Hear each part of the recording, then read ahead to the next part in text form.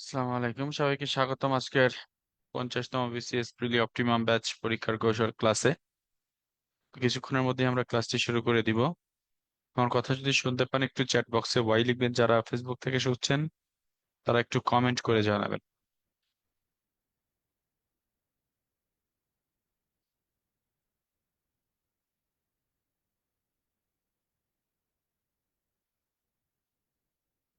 ধন্যবাদ। তো আজকে হচ্ছে আমাদের বেসিক ক্লাসের 3 নাম্বার ক্লাসটি হচ্ছে। আজকে 3 নাম্বার বেসিক ক্লাস চলে যাবে পরীক্ষার কৌশলের পর দিন থাকবে হচ্ছে এক্সপিরিয়েন্স শেয়ারিং। তো আগামী শনিবার থেকেই আশা করি আপনাদের রেগুলার ক্লাস শুরু হয়ে যাবে। তো যারা এখনো ভর্তি হননি ফেসবুক থেকে শুনছেন, তাদের রিকোয়েস্ট করবো দ্রুত ভর্তি হয়ে যাওয়ার জন্য, কারণ আগামী শুক্রবারে কিন্তু একটি বেসিক টেস্ট আছে। এই বেসিক টেস্টে অংশগ্রহণ করতে হলে কিন্তু অবশ্যই ভর্তি হতে হবে। ভাইয়া কি আমাকে শুনতে পাচ্ছেন? হ্যাঁ, আমি শুনতে পাচ্ছি। ভাইয়া, আমরা মনে হয় তাহলে শুরু করে দিতে পারি। হুম হুম, ঠিক আছে, ইনশাল্লাহ শুরু করছি আমরা। ঠিক আছে।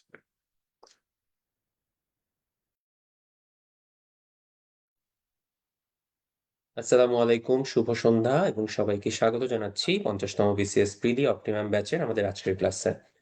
আমাদের আজকের আলোচ্য টপিক হচ্ছে পরীক্ষার কৌশল বা এক্সাম স্ট্র্যাটেজি।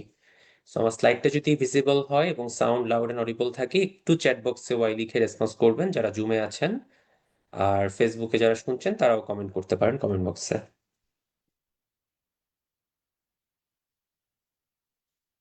ঠিক আছে, থ্যাংক ইউ, ধন্যবাদ। আচ্ছা, তো আজকে যে ক্লাসটি এবং বিগত যে একটা দুটো ক্লাস হয়েছে এবং সামনে আরেকটা এক্সপেরিয়েন্স শেয়ারিং এর ক্লাস আছে, এগুলো হচ্ছে সবই আপনাদের জন্য কিছু বেসিক ক্লাস। জাস্ট হচ্ছে আইস ব্রেকিং এবং বিসিএস এর প্রিলি সম্পর্কিত কিছু ধারণা ক্লিয়ার করার জন্য আসলে এই ক্লাসগুলো রাখা হয়। কারণ হচ্ছে সবসময় আমি বলি, আগের সবগুলো কোর্সেই বলেছি, এখনো বলি যে বিসিএস এর যে তিনটা স্টেপস আছে, প্রিলি, রিটেন, ভাইবা, প্রতিটাতেই আসলে হচ্ছে সিলেবাস বা কোশ্চেন প্যাটার্ন, এক্সামের ধরন, তারপরে হচ্ছে কোন কোন রেফারেন্স বই থেকে পড়া উচিত বা কিভাবে পড়া উচিত, এই টেকনিকগুলো যদি একটু শুরুতে জেনে নিয়ে বা একটা অ্যানালাইসিস করে তারপর আপনি প্রিপারেশনটা শুরু করেন, সেক্ষেত্রে অনেকটাই আপনার জন্য পড়াশোনা ইজি লাগবে। আর সেগুলো না করে অনেকেই করেন যে একদম শুরুতেই প্রিপারেশন শুরু করে দেন বাংলা, ইংরেজি বা অমুক তমুক হ্যান ত্যান যাই হোক যে সাবজেক্ট থেকে। তো সেক্ষেত্রে হচ্ছে মানে একটা সমুদ্রে হাবুডুবু খাওয়ার মতো অবস্থা তৈরি হয়, কারণ আসলে সিলেবাসের পরিধি অনেক ব্যাপক থাকে এবং সিলেবাস কমপ্লিট করাটাও অনেকটা টাফ ব্যাপার, এটা সবাই আসলে স্বীকার করবেন আশা করি। তো আজকে হচ্ছে আমরা এক্সাম স্ট্র্যাটেজি নিয়ে কথা বলবো। তো জাস্ট আগের যে ক্লাসটি হয়েছে, মানে গত পরশুদিন যে ক্লাসটি হয়েছে, সেটাতে আপনারা সিলেবাস বিশ্লেষণটা দেখেছেন এবং রিডিং ম্যাটেরিয়াল সম্পর্কে আইডিয়া পেয়েছেন। তো সিলেবাসটা যেহেতু জানা হয়ে গেছে, তাহলে আপনাদের কাছে অবশ্যই মানে কি পড়তে হবে এটা ক্লিয়ার হয়েছে আপনাদের এখন সামনে। মানে কোন অপোজিশন আছে বা কাকে টপকে যেতে হবে এটা আপনার কাছে এখন ক্লিয়ার। তো কিভাবে টপকানো যায় বা কি কি টাইপের স্ট্র্যাটেজি অ্যাপ্লাই করা যায়, সেটা নিয়ে আসলে আজকে আলোচনা হবে। তো আমার পরিচয়টা দিয়ে একটু শুরু করি। আপনাদের সাথে আছি আমি সাব্বির আহমেদ। আমি বর্তমানে কর্মরত দ্বিতীয় সচিব হিসেবে, second secretary, Bangladesh high commission, Nairobi, 38তম বিসিএস থেকে। তো শুরু করছি তাহলে পরীক্ষার কৌশল। আচ্ছা, সিলেবাস বিশ্লেষণ ক্লাসে আমরা দেখেছিলাম যে আমাদের টোটাল সিলেবাস হচ্ছে 200 মার্কের এবং এই 200 মার্কের মধ্যে আপনার মোটামুটি 10টা সাবজেক্ট আছে। কি ঠিক কিনা? সাবজেক্ট কয়টা আমাদের? সাবজেক্ট 10টা। একটু রিভিউ করি আরেকবার। প্রথমে আসি হচ্ছে বাংলা। বাংলাতে আমাদের নম্বর বরাদ্দ হচ্ছে 35। তো বাংলা ভাষার জন্য হচ্ছে আপনার 20, সরি, বাংলা ভাষার জন্য হচ্ছে 15 এবং বাংলা সাহিত্যের জন্য হচ্ছে 20, টোটাল 35। ইংরেজিতে আমাদের যেটা আছে, কেন লিখছি ভাইয়া, কারণ আছে, কারণ এক্সাম স্ট্র্যাটেজি জানতে গেলে আপনার এই সাবজেক্ট ডিস্ট্রিবিউশন, মার্ক ডিস্ট্রিবিউশন একটু বুঝতে হবে। ইংরেজিতে আমাদের গ্রামারে আছে 20, লিটারেচারে আছে 15, টোটাল 35। এরপর 3 নাম্বার সাবজেক্ট হচ্ছে বাংলাদেশ অ্যাফেয়ার্স, সংক্ষেপে লিখলাম, এটাতে হচ্ছে 30। 4 নাম্বার ইন্টারন্যাশনাল অ্যাফেয়ার্স, এটাও একটা বড় সাবজেক্ট, 20। 5 নাম্বারে একটু সায়েন্স ম্যাথ এগুলো বলে ফেলি, সায়েন্স বা বিজ্ঞান যেটা, সেটাই 15। 6 হচ্ছে ম্যাথমেটিক্স বা গাণিতিক যুক্তি, সেটাতেও 15। তারপরে হচ্ছে আপনার কম্পিউটার অ্যান্ড আইসিটি, এইটাতেও হচ্ছে আপনার 15। আর একটা জিনিস বাকি আছে, সেটা হচ্ছে মেন্টাল অ্যাবিলিটি, এইটাতেও আপনার 15। আরো দুইটা টপিক আছে। 9 নাম্বার টপিক হচ্ছে আপনার জিওগ্রাফি বা ভূগোল, সেটার মার্ক হচ্ছে 10। আর 10 নাম্বার হচ্ছে আপনার ইথিক্স এবং আপনার যে নৈতিকতা, মূল্যবোধ, সুশাসন, values and good governance, total হচ্ছে আপনার 200। তো এই ছিল আপনার সিলেবাসের মোটামুটি নম্বর বন্টনটা। তো বাংলায় গ্রামার পার্ট থেকে কি কি টাইপের প্রশ্ন মানে পড়াশোনা করতে হবে, সন্ধি, সমাস, এক কথায় প্রকাশ, বাক্য সংকোচন, এরপর হচ্ছে আপনার নত্য সত্য বিধান, প্রত্যয়, প্রকৃতি প্রত্যয়, সবই আপনারা দেখেছেন। এরপর সাহিত্য পার্টেও হচ্ছে আপনাদের প্রাচীন যুগ, মধ্যযুগ, আধুনিক যুগ, এগুলা ক্লাসে বলা হয়েছে। ইংরেজিতেও হচ্ছে গ্রামারে কোন কোন অংশ পড়তে হয় সেটা বলা আছে, এবং আপনার সাহিত্য অংশে কোন কোন যুগের সাহিত্যিকদের অবদান আমাদের পড়তে হবে সেটাও আপনারা আগের ক্লাসে দেখেছেন। বাংলাদেশ অ্যাফেয়ার্স এর এই 30 মার্ককে আবার মোটামুটি আপনার 9টা পার্টে ভাগ করা যায়, ছোট ছোট পার্টে। বেশিরভাগ পার্টের নম্বর বরাদ্দ ছিল 3 করে, যেমন সংবিধান, অর্থনীতি, শিল্প, বাণিজ্য, রাজনীতি, ঠিক আছে, বিবিধ, এরপর কৃষি, কৃষি সম্পদ, উপজাতি, আদিবাসী, ঠিক আছে, এইসব জিনিসগুলো নিয়ে 3 করে এক একটা নাম্বার ছিল। আর প্রাচীন যুগ থেকে শুরু করে আমাদের মোটামুটি মুক্তিযুদ্ধ, স্বাধীনতা, ভাষা আন্দোলন, এগুলো হচ্ছে আপনার 6 মার্কের জন্য বরাদ্দ ছিল। ইন্টারন্যাশনাল অ্যাফেয়ার্স এর এই 20 মার্কও হচ্ছে আপনার আবার 5টা ভাগে ভাগ করা, প্রতিটা 4 মার্ক করে আসে, এটাও আমরা গত ক্লাসে দেখেছি। বিজ্ঞানের মধ্যে 3টা পার্ট আছে, ভৌত বিজ্ঞান এখানে 5 নাম্বার, জীববিজ্ঞান 5 নাম্বার, আধুনিক বিজ্ঞান 5 নাম্বার। ম্যাথের মধ্যে হচ্ছে পার্ট ঠিক নাই, অনেকগুলো টপিক আছে, যেমন পাটিগণিতের কিছু অঙ্ক থাকে, বীজগণিতের কিছু অঙ্ক থাকে, জ্যামিতি থাকে। এরপর হায়ার সেকেন্ডারি লেভেলের সম্ভাব্যতা এবং বিন্যাস সমাবেশ, এই পার্টটাও আছে, যেখান থেকে একটা একটা এমসিকিউ প্রতিবারই আসে। তো এটা হচ্ছে ম্যাথের সিলেবাস। কম্পিউটার আইসিটির মধ্যে হচ্ছে কম্পিউটার পার্টে 10, আইসিটি পার্টে 5, টোটাল 15। মেন্টাল অ্যাবিলিটির ওই রকম ভাবে গতানুগতিক ধারা সিলেবাস নেই, কিন্তু কিছু পার্ট ভাগ করে দেওয়া আছে, যেমন verbal reasoning, mathematical reasoning, mechanical reasoning, এই টাইপের কিছু টপিক থেকে 15 মার্ক আসে। জিওগ্রাফি বা ভূগোলের হচ্ছে একটা বড় সুবিধা, আপনাদের আগের ক্লাসে বলেছি কিনা আমি জানি না। জিওগ্রাফির বড় সুবিধাটা হচ্ছে জিওগ্রাফির বেশিরভাগ সিলেবাসই হচ্ছে বাংলাদেশ অ্যাফেয়ার্স এবং ইন্টারন্যাশনাল অ্যাফেয়ার্স এর সাথে মিল আছে, দুই একটা পার্ট বাদে। বাকি সবগুলোই মোটামুটি কমন, তাই বাংলাদেশ অ্যাফেয়ার্স, ইন্টারন্যাশনাল অ্যাফেয়ার্স এ বিশ্ব পরিচিতি এবং বাংলাদেশ পরিচিতি অংশটা পড়লে আপনার ভূগোলে 4-5 মার্ক বা 6 মার্কের মতো টপিক কভার হয়ে যায়। ইথিক্স আর ভ্যালুস অ্যান্ড গুড গভর্নেন্স, নৈতিকতা, মূল্যবোধ, সুশাসন, এই পার্টটা একটু ট্রিকি, এখানে নেগেটিভ মার্কিং এর খুব বড় সম্ভাবনা থাকে। সো এই জায়গাটা আমাদের একটু বুঝে শুনে পড়াশোনা করতে হবে, সেইভাবে তাকাতে হবে। সো আমি একটু ছোট করে 5-7 মিনিটের মধ্যে ব্রিফ করে ফেললাম যে আগের ক্লাসে আমরা কি কি পড়েছিলাম সেটা একটু দেখলাম। আচ্ছা, এখন আসেন আমরা প্রতিটা পার্টে একটু কিছু টেকনিক নিয়ে কথা বলবো। তো আমি প্রতিটা পার্টে যাওয়ার আগে একটু ইন জেনারেল কথাবার্তা বলি। By the way, Naim Sheikh বলেছেন কথা শোনা যাচ্ছে না। ভাইয়া, আমার সাউন্ড কি ক্লিয়ার আছে? একটু রেসপন্স করবেন।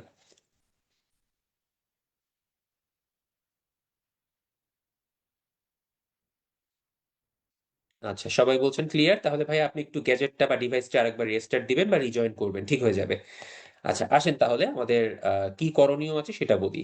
প্রিলি পরীক্ষার ক্ষেত্রে, মানে প্রিলিতে প্রিপারেশন নেওয়ার ক্ষেত্রে কিছু জিনিস আমাদের আপনাদের একটু মাথায় রাখতে হবে। সো কিছু টেকনিক আমি আপনাদের সাথে শেয়ার করতে পারি, যেগুলো দিয়ে আপনি পড়াশোনা করতে পারেন বা এক্সাম স্ট্র্যাটেজিটা শুরু করতে পারেন। নাম্বার ওয়ান হচ্ছে, একদম শুরুতে যেহেতু সিলেবাসটা আপনারা জেনে গেছেন, এখন আপনাদের মেইন কাজটা হচ্ছে প্রিভিয়াস ইয়ারের প্রশ্ন অ্যানালাইসিস করা, বা যেটাকে আমি কোশ্চেন অ্যানালাইসিস বলবো। এই কোশ্চেন অ্যানালাইসিসটা আপনি বেশ সময় নিয়ে করতে পারেন, কম সময়েও করতে পারেন, ডাজেন্ট ম্যাটার। এটা ডিপেন্ড করছে আপনি কত দ্রুত অ্যাবজর্ব করতে পারছেন। অ্যানালাইসিসটা একটু সুন্দর করে ব্যাখ্যা করি, দেখেন। আপনাদের আমি আমার সময় একটু অভিজ্ঞতা বলি। 38তম বিসিএস এ অ্যাপ্লাই করার পরে, অ্যাপ্লাই করেছিলাম 2017 জুন মাসে, আমার যত মনে পড়ে, একদম জুনের লাস্ট উইকে সার্কুলার আসছিল, এবং ডিসেম্বরে পরীক্ষা হয়েছিল।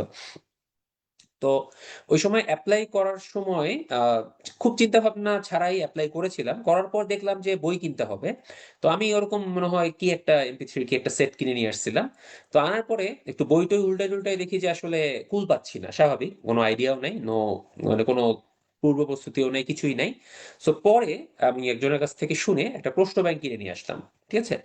তো প্রশ্ন ব্যাংকের গুরুত্বটা এখন আপনাকে বলি। প্রশ্ন ব্যাংকটা নিয়ে আমি লিটারালি 1 মাসের মতো সময় নষ্ট করছি। আচ্ছা, নষ্ট বলবো না, আমি ব্যয় করেছি বলা যায়, নষ্ট আসলে ঠিক না, অনেকের মতে নষ্ট, অনেকের মতে আসলে ইউটিলাইজ করা। কাছাকাছি নিয়ারলি 1 মাসের মতো আমি সময় শুধু কোশ্চেন অ্যানালাইসিস করে গেছি। কি করেছি? আমাদের জন্য 10 থেকে 37তম বিসিএস এর প্রশ্নগুলা আমি শুধু রিডিং করে গেছি। এখন আপনারা বলতে পারেন, ভাই রিডিং করে কি উদ্ধার করছেন? এই 1 মাস যে সময় নষ্ট করলেন, লাভ কি হলো? লাভটা কি আমি বলি। যখন আমি মনে করেন বাংলা পার্ট নিয়ে পড়াশোনা করলাম, বাংলা পার্ট বলতে হচ্ছে বাংলায় ধরেন 35তম বিসিএস এ যে 35টা প্রশ্ন আসছে, বা 36তমতে যে 35টা প্রশ্ন আসছে, বা 37-এ যে 35টা প্রশ্ন আসছে, এইগুলো আমি চোখ বুলিয়ে গেছি এবং ওই প্রতিটা প্রশ্নের ব্যাখ্যা আমি পড়েছি, ব্যাখ্যা সহ। ধরেন একটা অপশন আছে যে জাহান্নাম হইতে বিদায়, এই কাব্যগ্রন্থটি কার রচিত? তো এটা আমরা জানি সবাই শওকত ওসমানের। তো শওকত ওসমান সহ অপশনে কিন্তু আরো 3জন কবি বা সাহিত্যিকের নাম দেওয়া আছে। তো ব্যাখ্যার মধ্যে আমি দেখলাম যে ওই 3জন কবি সাহিত্যিকের কিছু উল্লেখযোগ্য গ্রন্থের নামও ব্যাখ্যার মধ্যে দেওয়া আছে। এবং শওকত ওসমানের জাহান্নাম হইতে বিদায় থেকে, মানে বিদায় বাদে আরো যে 2-3টা আপনার প্রশ্ন, ওনার রচনা আছে উল্লেখযোগ্য, সেগুলো ব্যাখ্যায় দেওয়া আছে। তো আমি করলাম কি, কোনো কিছু না বুঝেই ওগুলো জাস্ট চোখ বুলিয়ে গেলাম। ওই একই শওকত ওসমান আমি আবার ধরেন পেলাম হচ্ছে 31তম বিসিএস এর একটা প্রশ্নে, ওইখানে আমার আরেকবার পড়া হলো। এরকম করে প্রতিটা বিসিএস এই কোনো না কোনো লেখক, কবি, সাহিত্যিক, তাদের ডিটেলস আমার পড়া হচ্ছে ব্যাখ্যা পড়তে। যে গ্রামাটিক্যাল যখন কোনো প্রশ্ন আমি সলভ করছি, তখন গ্রামারটা সম্পর্কে আমার আইডিয়া হচ্ছে। প্রকৃতি প্রত্যয় রচনা করতে বলেছে, যে নিচের ধরেন হচ্ছে কোন একটা শব্দের প্রকৃতি প্রত্যয় নির্ণয় করতে বলেছে। তো 4টা অপশন দেওয়া আছে, তো 4টা অপশন যে ভুল, মানে 3টা যে ভুল, কি কারণে ভুল সেটার ব্যাখ্যা দেওয়া আছে। তো আমি জেনে গেলাম যে এটা এইভাবে করা যাবে না। তো এরকম ব্যাখ্যা সহ পড়তে পড়তে আমার বাংলা সম্পর্কে একটা ভালো আইডিয়া হয়ে গেল। আমি বুঝতে পারলাম যে আমি বাংলার ভাষা পার্টটা যখন পড়তে যাব, বা গ্রামার পার্টটা যখন পড়তে যাব, ব্যাকরণ, তখন আমার এই এই টপিকগুলোতে একটু বেশি গুরুত্ব দিতে হবে, কারণ এখান থেকে প্রায় কোশ্চেন আসে এবং কোশ্চেনের একটা প্যাটার্ন আমি ধরে ফেললাম। সিমিলারলি বাংলার সাহিত্য পাঠটাও আমি ধরে ফেললাম, যে দেখলাম যে সাহিত্য পার্টে আমার প্রাচীন যুগ এবং মধ্যযুগ থেকে যে 5 নাম্বার হয়, সেই 5 নাম্বার খুব ইজিলি অ্যাবজর্ব করা যায় বা খুব ইজিলি কাভার করা যায়। আমি ওই প্রাচীন যুগ আর মধ্যযুগটা আগে পড়ে ফেললাম পরবর্তীতে প্রিপারেশন নেওয়ার সময়। অন্যদিকে দেখলাম যে আধুনিক যুগের যে 15 নাম্বার আছে, সেই আধুনিক যুগের 15 নাম্বারে কবি সাহিত্যিকের সংখ্যা অনেক। তো অনেক হলেও কিছু কবি সাহিত্যিক থেকে বারবার প্রশ্ন আসতো। তো সেই কবি সাহিত্যিকগুলো আমি একটু আগে পড়লাম। সো আমার প্রিপারেশনের একটা স্ট্র্যাটেজি আমি কিন্তু ধরে ফেলতে পেরেছিলাম, শুধুমাত্র প্রশ্ন বিশ্লেষণ করার মাধ্যমে। ঠিক আছে। সিমিলার কাহিনী ঘটলো ইংরেজি, Bangladesh affairs, international affairs, mathematics, mental ability বা অন্যান্য যে সাবজেক্টগুলো আছে। ম্যাথগুলো আমি কি করলাম, ওই ধরে ধরে হাতে কলমে ওখানে প্র্যাকটিস করলাম কোশ্চেন ব্যাখ্যা করার সময় বা কোশ্চেন অ্যানালিসিস করার সময়। যেটা পারতাম না দেখে নিতাম ব্যাখ্যা, যেটা পারতাম সেটা করতাম। সো এইভাবে মানে জাস্ট কোশ্চেন নিয়ে আমি মোটামুটি 25-30 দিন সময় নষ্ট করার পর আমি দেখলাম আমার একটা জায়গাতে দুর্বলতা আছে। সেটা হচ্ছে ইংরেজি সাহিত্য বা ইংলিশ লিটারেচার। কারণ ইংলিশ লিটারেচারটা ভাইয়া আমরা কেউই আমাদের ছোটবেলায়, মানে এসএসসি এইচএসসি টাইমে খুব বেশি একটা পড়াশোনা করতাম না। আমরা বাংলা গদ্য, বাংলা পদ্য, বাংলা বিরচন এগুলো পড়েছি। সেখানে বাঙালি কবি সাহিত্যিকদের কবি পরিচিতি, লেখক পরিচিতি ছিল। কিন্তু ইংরেজি কি কোনো কবি সাহিত্যিকের লেখক পরিচিতি, কবি পরিচিতি আমরা পড়েছি? একটু দেখি তো আপনাদের কাছ থেকে রেসপন্স, ভাইয়া আপুরা যারা আছেন, চ্যাট বক্সে রেসপন্স করতে পারেন। আচ্ছা, হ্যান্ড রেজ করে লাভ নেই আপাতত। যারা হ্যান্ড রেজ করছেন 2-1 জন প্লিজ একটু আপাতত হ্যান্ড রেজটা অফ রাখেন। কোনো কোয়েরি থাকলে বা কোনো কোশ্চেন থাকলে চ্যাট বক্সে করার জন্য অনুরোধ করা যাচ্ছে। আচ্ছা, কেউই পড়েন নাই, ম্যাক্সিমামই হচ্ছে না দিয়েছেন। আর একজন বলেছেন অ্যাডমিশনে পড়েছেন অল্প স্বল্প। আচ্ছা ঠিক আছে, সেটা সাধারণ জ্ঞানের জন্য অ্যাডমিশনে পড়েছেন, বা যিনি ইংরেজি সাহিত্যে অনার্স মাস্টার্স করেছেন তিনি হয়তো লিটারেচার সম্পর্কে একটা আইডিয়া রাখেন কিছু। বাকিরা তো কিছুই জানি না। তো আমি ইঞ্জিনিয়ারিং ব্যাকগ্রাউন্ডের, আমার জন্য তো এটা একদমই আনকোরা, আমি কিছুই জানতাম না। তো আমি করলাম কি, তাহলে আমার লিটারেচার পার্টটা আগে একটু পড়তে হবে, যেহেতু 15 মার্কস কম না, ভালোই এখানে নম্বর আছে। সো এইটা আমি সিকিউর করার জন্য লিটারেচার পার্টটা আগে পড়লাম। তো আমার কথা বলার মেইন বটম লাইনটা হচ্ছে, কোশ্চেন অ্যানালাইসিসটা ভেরি ভেরি ইম্পর্টেন্ট। যে কোনো একটা ভালো মাস্টার প্রশ্ন ব্যাংক কিনে উত্তরণের মাস্টার প্রশ্ন ব্যাংকটা অবশ্যই দেখতে পারেন। ভেরি ভেরি সাজেস্টেবল, মানে আমি এটা সাজেস্ট করব। সো এই কোশ্চেন ব্যাংকটা থেকে আপনি শুরুতেই কোশ্চেন অ্যানালাইসিস করে নেন, প্রিভিয়াস ইয়ারের প্রশ্নগুলো ভালো করে দেখেন। ঠিক আছে। দেখার পর আপনি একটা আইডিয়া পাবেন যে আপনার কোন কোন টপিক থেকে প্রশ্নের একটা রিপিটেশন থাকে বা বেশি আসে, বা কোন অংশটা আপনাকে আগে পড়তে হবে, কোন জায়গাটা আপনার একটু দুর্বল লাগছে, কোন জায়গাটা আপনার ভালো লাগছে। আপনি সবই কিন্তু ধরতে পারবেন কোশ্চেন অ্যানালাইসিস করার পরে। এরপরে কি করবেন সেটা বলি। আপনি কোশ্চেন অ্যানালিসিস করার পর আইডিয়া পেয়ে গেলেন, আপনি দেখবেন আপনার কিছু স্ট্রং পয়েন্ট বের হয়েছে আর কিছু উইক পয়েন্ট বের হয়েছে। স্ট্রং পয়েন্ট বলতে সাপোজ মনে করেন যিনি বাংলা সাহিত্যে ভালো পড়াশোনা করেছেন বা বাংলায় অনার্স মাস্টার্স করেছেন, বা আয়শা আপুর মতো যিনি ইংলিশ লিটারেচারে পড়াশোনা করেছেন, যার খুব ইংলিশ লিটারেচারটা ভাল লাগে, তাদের কিন্তু এরকম বাংলা ইংরেজির প্রতি একটা প্রেম তৈরি হবে যে ভাই আমি তো এটা ভালো পারছি, বা যা যা প্রশ্ন আসতেছে এগুলো তো আমার অনেকটাই পড়া, অনার্স লাইফে পড়েছি বা মাস্টার্স করার সময় পড়ছি, বা এগুলো আমি ভালো পারতাম ছোটবেলায়। আবার কেউ ধরেন এই ইঞ্জিনিয়ারিং ব্যাকগ্রাউন্ডের বা ম্যাথমেটিক্স ভালো পারেন, সে দেখা গেল ম্যাথ প্র্যাকটিস করতে গিয়ে বলে আরে বাবা ম্যাথ তো দেখে অনেক সহজ, আমার ভালো লাগতেছে। সো তার কিন্তু ম্যাথে একটা স্ট্রং জোন সে বের করে ফেলবে। আবার যারা সাধারণ জ্ঞান নিয়ে খুব মানে পড়াশোনা করেছেন এর আগে অ্যাডমিশন লাইফে, বা এখনো সাধারণ জ্ঞান চর্চা করেন, দেখা গেল তারা বাংলাদেশ অ্যাফেয়ার্স ইন্টারন্যাশনাল অ্যাফেয়ার্স পড়ার সময় বলতেছেন বাবারে এগুলো তো আমরা সব জানি, বা এগুলো আমার তো ভালো লাগতেছে পড়তে। সো তার কিন্তু ওইখানে জিকে তে একটা স্ট্রং জোন তৈরি হইলো। সো আপনি করবেন কি, যে স্ট্রং জোনটা আপনার তৈরি হবে বা আপনার যে অংশটা পড়তে ভালো লাগবে, এই বুঝবেন ওই অংশটা আপনার জন্য স্ট্রং জোন। আপনি এটা খুব দ্রুত কভার করতে পারবেন, আপনি পড়লে মনে থাকবে, এবং এখানে পরীক্ষায় হয়তো একটা ভালো নম্বর তোলার সম্ভাবনা আছে। সো যে টার্গেটটা রাখবেন সেটা হচ্ছে এই স্ট্রং জোনগুলোতে আপনার নাম্বারটা ম্যাক্সিমাইজ করার চেষ্টা করবেন। Maximise your number. এখন বলতে পারেন ভাইয়া এটা কিভাবে করব? যে ম্যাথ ভালো পারেন তার ম্যাথের 15তে অ্যাটলিস্ট 13-14 তোলা টার্গেট করতে হবে। যে ইংলিশ লিটারেচার ভালো পারেন তার ইংলিশ লিটারেচারে 15-এর মধ্যে অ্যাটলিস্ট মানে 70%-এর উপর নাম্বার নিতে হবে, 10-12 পেতেই হবে আপনার, কারণ এটা আপনার স্ট্রং পয়েন্ট। যিনি জিকে ভালো পারেন তার চেষ্টা করতে হয় বাংলাদেশ অ্যাফেয়ার্সে 30-এর মধ্যে 20-22-এর উপর পাওয়া, বা ইন্টারন্যাশনালে 15-এর মধ্যে 14-15 পাওয়া, এই চেষ্টাটা করতে হবে। সো টার্গেটটা হচ্ছে স্ট্রং জোনটাকে আইডেন্টিফাই করে সেটাকে ম্যাক্সিমাইজ করা। আচ্ছা এবার আসি উইক পয়েন্টে। কিছু দেখবেন উইক পয়েন্ট বের হবে, যেমন আপনার জিকে পড়তে কারো কারো একদম বিরক্ত লাগবে কোশ্চেন অ্যানালাইসিস করার সময়, বলবে মনে মনে কি ভাই এগুলা কেন, আমার তো ভালো লাগতেছে না, এগুলা কেন দিচ্ছে। কারো হয়তো ম্যাথে একটু ভীতি আছে, তার ম্যাথটা হয়তো একটু খারাপ লাগতেছে সলভ করার সময়। কারো হয়তো বাংলাই ভালো লাগতেছে না, যে ধুর বাংলা গ্রামার তো ছোটবেলায় ঠিক মতো পড়ি নাই, এখন কেন পড়বো। সো আপনার এরকম কিছু উইক জোন বের হয়ে যাবে।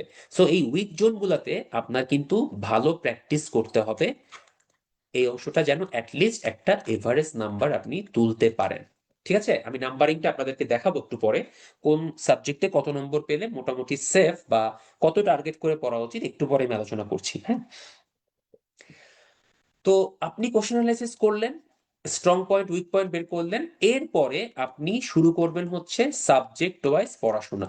সাবজেক্ট ওয়াইজ বা টপিক ওয়াইজ, সাপোজ বাংলা পড়লেন, ইংরেজি পড়লেন, বা যেটাই শুরু করেন আপনার ব্যাপার, বা আমাদের যে ক্লাসগুলো হবে সেই ক্লাসগুলো থেকে ক্লাসের টপিক ওয়াইজ আপনি পড়াশোনা শুরু করবেন। সো আমি আপনাদেরকে একটু রেসপন্স দিব, বুঝাতে পারলাম কিনা কোশ্চেন অ্যানালাইসিস করা এবং স্ট্রং পয়েন্ট উইক পয়েন্ট বের করা এবং এই অনুযায়ী নিজের প্রস্তুতিটাকে শুরু করা, এই পর্যন্ত আপনারা সবাই ক্লিয়ার কিনা?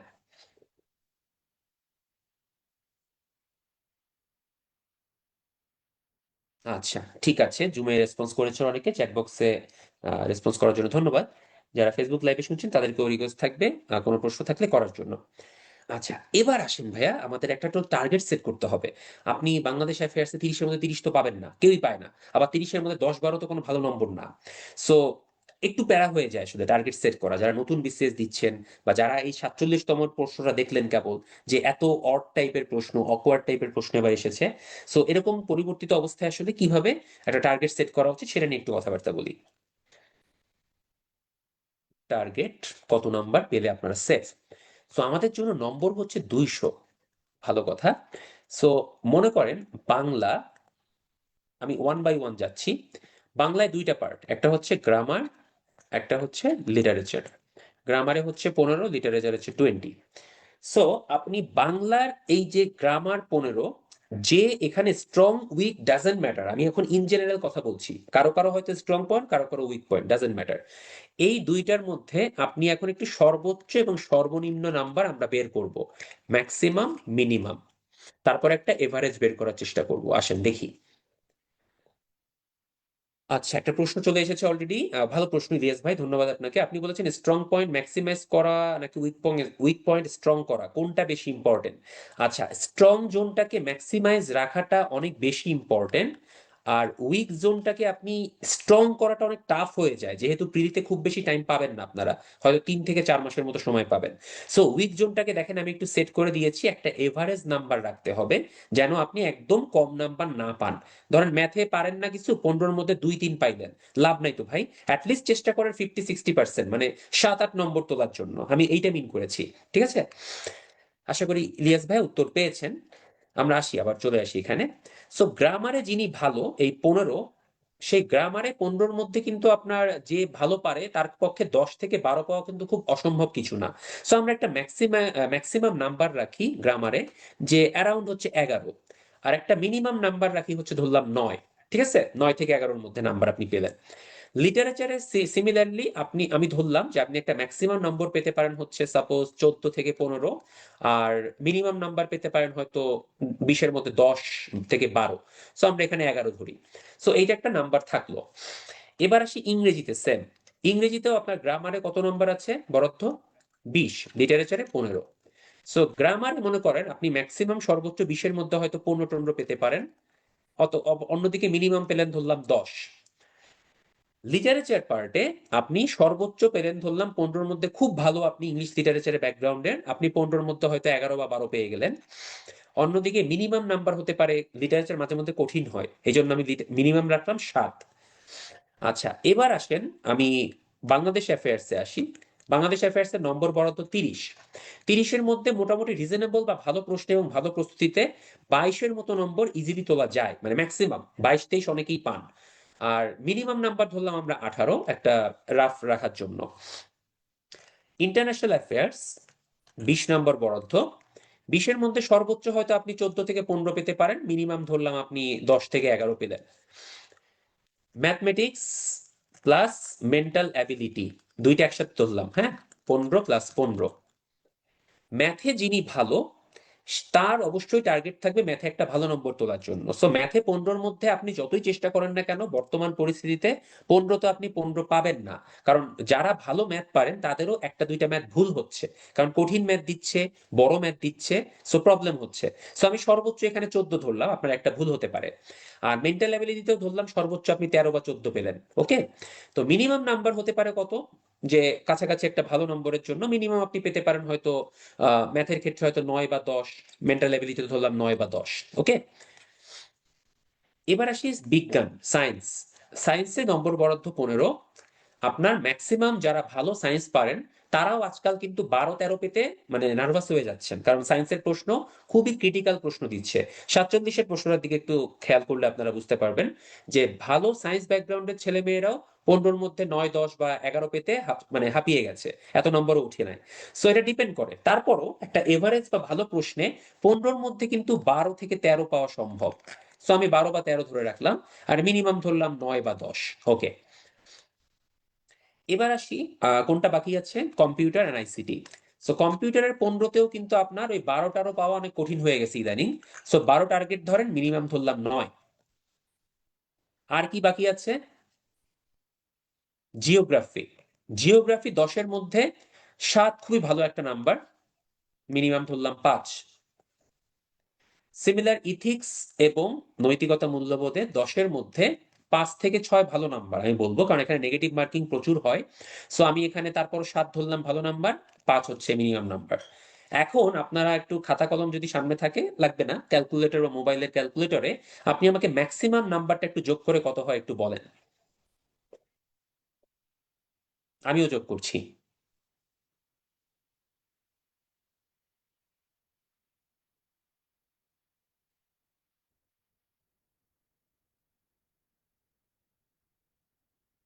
155 বা 156 হয়, যেহেতু এখানে 12 অথবা 13 ধরেছিলাম।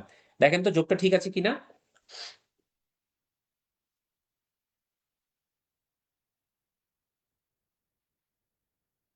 হ্যাঁ, ঠিক আছে, গুড। এবার মিনিমামটি হিসাব করি একটু।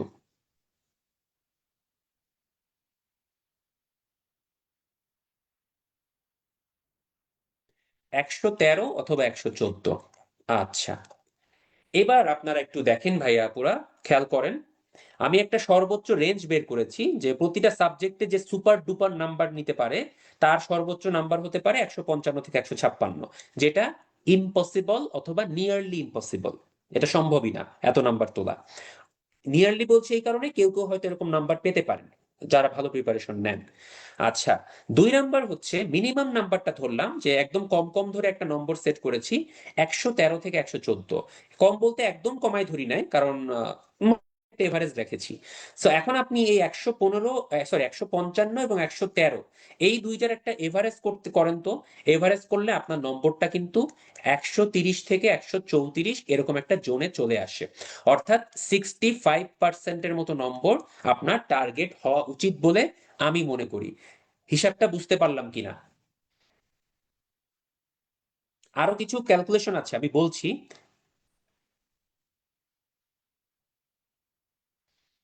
আচ্ছা, এই পর্যন্ত যদি ধরতে পারেন, এবার দেখেন কিছু আপনার কিন্তু নেগেটিভ কিছু ব্যাপার স্যাপার আছে। যেমন আমি যে বাংলাতে ধরলাম আপনি মিনিমাম 11 আর 9 20 পাবেন, দেখা গেল বাংলার প্রশ্নটা এত কঠিন হয়েছে, আপনার বাংলা স্ট্রং জোন ছিল, কিন্তু তারপরও আপনি বাংলাতে মাত্র 35-এর মধ্যে হয়তো 15 তুলতে পারছেন, মানে 5 আরো কমে গেছে। আবার মনে করেন বাংলাদেশ অ্যাফেয়ার্স 18 পান নাই, পাইছেন হচ্ছে সাপোজ 10। সো আপনার এই যে কিছু জায়গায় একটা টার্গেট থাকা সত্ত্বেও আপনি নাম্বার কমে গেল। আবার দেখবেন এমন একটা সাবজেক্ট, সাপোজ হচ্ছে আপনি ম্যাথমেটিক্সে ধরছিলেন হচ্ছে 9 পাবেন, বা এই যে বা 10 পাবেন মেন্টাল অ্যাবিলিটিতে, কিন্তু প্রশ্ন এত সহজ হয়েছে আপনি 13-14 করে পেয়ে গেছেন, সেখানে আপনার নাম্বারটা বেড়ে যাচ্ছে। সো এইখানের নাম্বার কমে যাওয়া এবং এখানের নাম্বার বেড়ে যাওয়া মানে আলটিমেটলি প্লাস মাইনাস জিরো, বা মোটামুটি একটা ব্যালেন্স থাকে। সো আমি আপনাদেরকে বলবো, কঠিন প্রশ্ন হোক সহজ প্রশ্ন হোক, যে কোনো প্রশ্নেই আপনাদের টার্গেটটা সেট করা উচিত, মানে প্রিপারেশন নেওয়ার সময় 125 প্লাস, অ্যাটলিস্ট 125 থেকে 130-র মতো টার্গেট রাখা উচিত। তাহলে আপনি সহজ প্রশ্নেও বা মোটামুটি যেগুলো রিজনেবল প্রশ্ন থাকে সেই প্রশ্নেও প্রিলি পাস করতে পারবেন। আর যদি প্রচন্ড কঠিন প্রশ্ন হয় এই 47-এর মতো, সেক্ষেত্রে আপনার নাম্বার এই মিনিমাম নাম্বারে যে জোনটা দিয়ে 113-14, সেখান থেকেও নেমে 195 এরকম রেঞ্জেও আসতে পারে, কিন্তু তারপরও আপনি প্রিলি টিকতে পারবেন, ঠিক আছে, কারণ যেহেতু প্রশ্নটা কঠিন হয়েছে। সো আমাদের টার্গেট থাকবে 125 থেকে 130 এইরকম রেঞ্জে, অ্যারাউন্ড 65% নাম্বার আমরা টার্গেট করব। এই টার্গেট রেখে পড়াশোনা শুরু করেন ইনশাল্লাহ। ঠিক আছে, এখন আসেন, এই প্রিপারেশন শুরু করলাম, কিন্তু প্রিপারেশন শুরু করলেও কিছু প্রতিবন্ধকতা আপনার কাজ করবে, কিছু লিমিটেশন থাকবে, যে কারণে আপনি পড়াশোনা ঠিকমতো করতে পারবেন না, বা পরীক্ষা দিলেও নম্বর কম আসবে। তো কি কি সে লিমিটেশন? সবার আগেই আমি প্রথমে বলবো নেগেটিভ মার্কিং। এই নেগেটিভ মার্কিং এর খপ্পরে পড়ে বহুত ভালো প্রিপারেশন নেওয়া মানুষ প্রিলি টিকতে পারে না, বা পারে নাই প্রিভিয়াসলি। সো এই প্রবলেমটা হয়। সো নেগেটিভ মার্কিং একটা বড় সমস্যা। Number two, time management.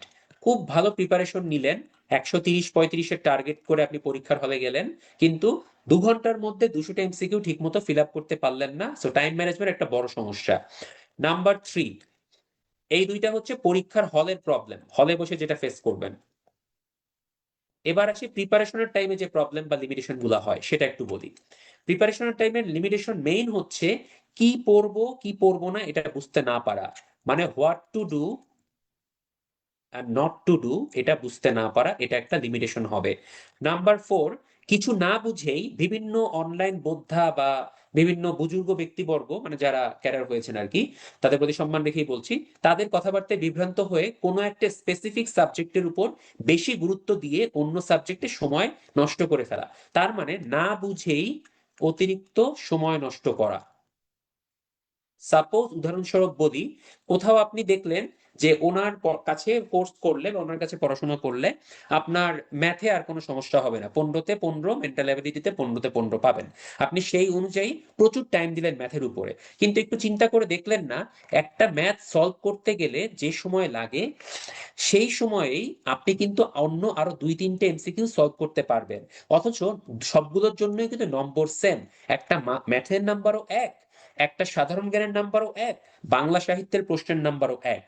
ঠিক আছে, আবার হয়তো আপনি সাধারণ জ্ঞানে 30 এবং 20 50 নম্বর দেখে অতিরিক্ত গুরুত্ব দিলেন, প্রচুর পরিমাণ জিকে পড়লেন, সম্পাদকীয় বই কিনলেন, কারেন্ট অ্যাফেয়ার্স কিনলেন, 3-4টা সাধারণ জ্ঞানের বই কিনলেন, তারপর হচ্ছে সাম্প্রতিক বিষয়গুলি পড়লেন, বিভিন্ন আপনার পরীক্ষার আগে যে ছোট ছোট বই বের হয় না, যে গত 1 মাসের সব সাম্প্রতিক ইনফরমেশন আছে, তো ওগুলো পড়ে টোরে একদম উদ্ধার করে ফেললেন, অথচ 30 আর 20 50-এর মধ্যে 50 বাদেও আপনার কিন্তু আরো 150 নম্বর আছে, সেই 150 নম্বরে আপনি ঠিকমতো গুরুত্ব দিলেন না। সো ওই কাজটার কথাই আমি বলছি, এরকম অনেকেই না বুঝে সময় নষ্ট করে। সো এই সময় নষ্ট করাটা আপনার একটা লিমিটেশন হয়ে দাঁড়াবে। পরবর্তীতে অতিরিক্ত ইনফরমেশন মাথায় নেওয়ার চেষ্টা করা, মানে মনে করেন যখন বাংলাদেশ অ্যাফেয়ার্স পড়তে যাবেন, ইন্টারন্যাশনাল অ্যাফেয়ার্স পড়তে যাবেন, বাংলা সাহিত্য পড়তে যাবেন, ইংরেজি সাহিত্য পড়তে যাবেন, তখন দেখবেন যে প্রচুর পরিমাণ ইনফরমেশন আছে এখানে, কিন্তু হয়তো 1,000টা ইনফরমেশন আছে, কিন্তু পরীক্ষায় সর্বোচ্চ এমসিকিউ আসবে দুইটা বা একটা বা দুইটা বা তিনটা। সো এতগুলো মানে ইনফরমেশন মনে রেখে 2-3 মার্কের জন্য ফাইট দেওয়াটা কতটুকু যুক্তিযুক্ত। উদাহরণ দিই আরেকটু, অনেকেই সিনোনিমস এগুলো মুখস্থ করার চেষ্টা করেন এবং পরীক্ষার হলে কমন পাওয়ার জন্য। তো ইংরেজি গ্রামারে, ইংরেজি ডিকশনারিতে যত পরিমাণ ওয়ার্ড আছে, এই ওয়ার্ডগুলো সিনোনিম যতগুলো আছে, অ্যান্টোনিম যতগুলো আছে, মনে করেন আপনি 1,000 সিনোনিম অ্যান্টোনিম মুখস্থ করলেন বা 2,000 সিনোনিম অ্যান্টোনিম মুখস্থ করলেন, দেখা গেল পরীক্ষায় ওই যতগুলো মুখস্থ করছেন তার বাইরে থেকে একটা আসছে, কি করবেন? আপনি কিন্তু অনেক টাইম নষ্ট করেছেন এটার জন্য।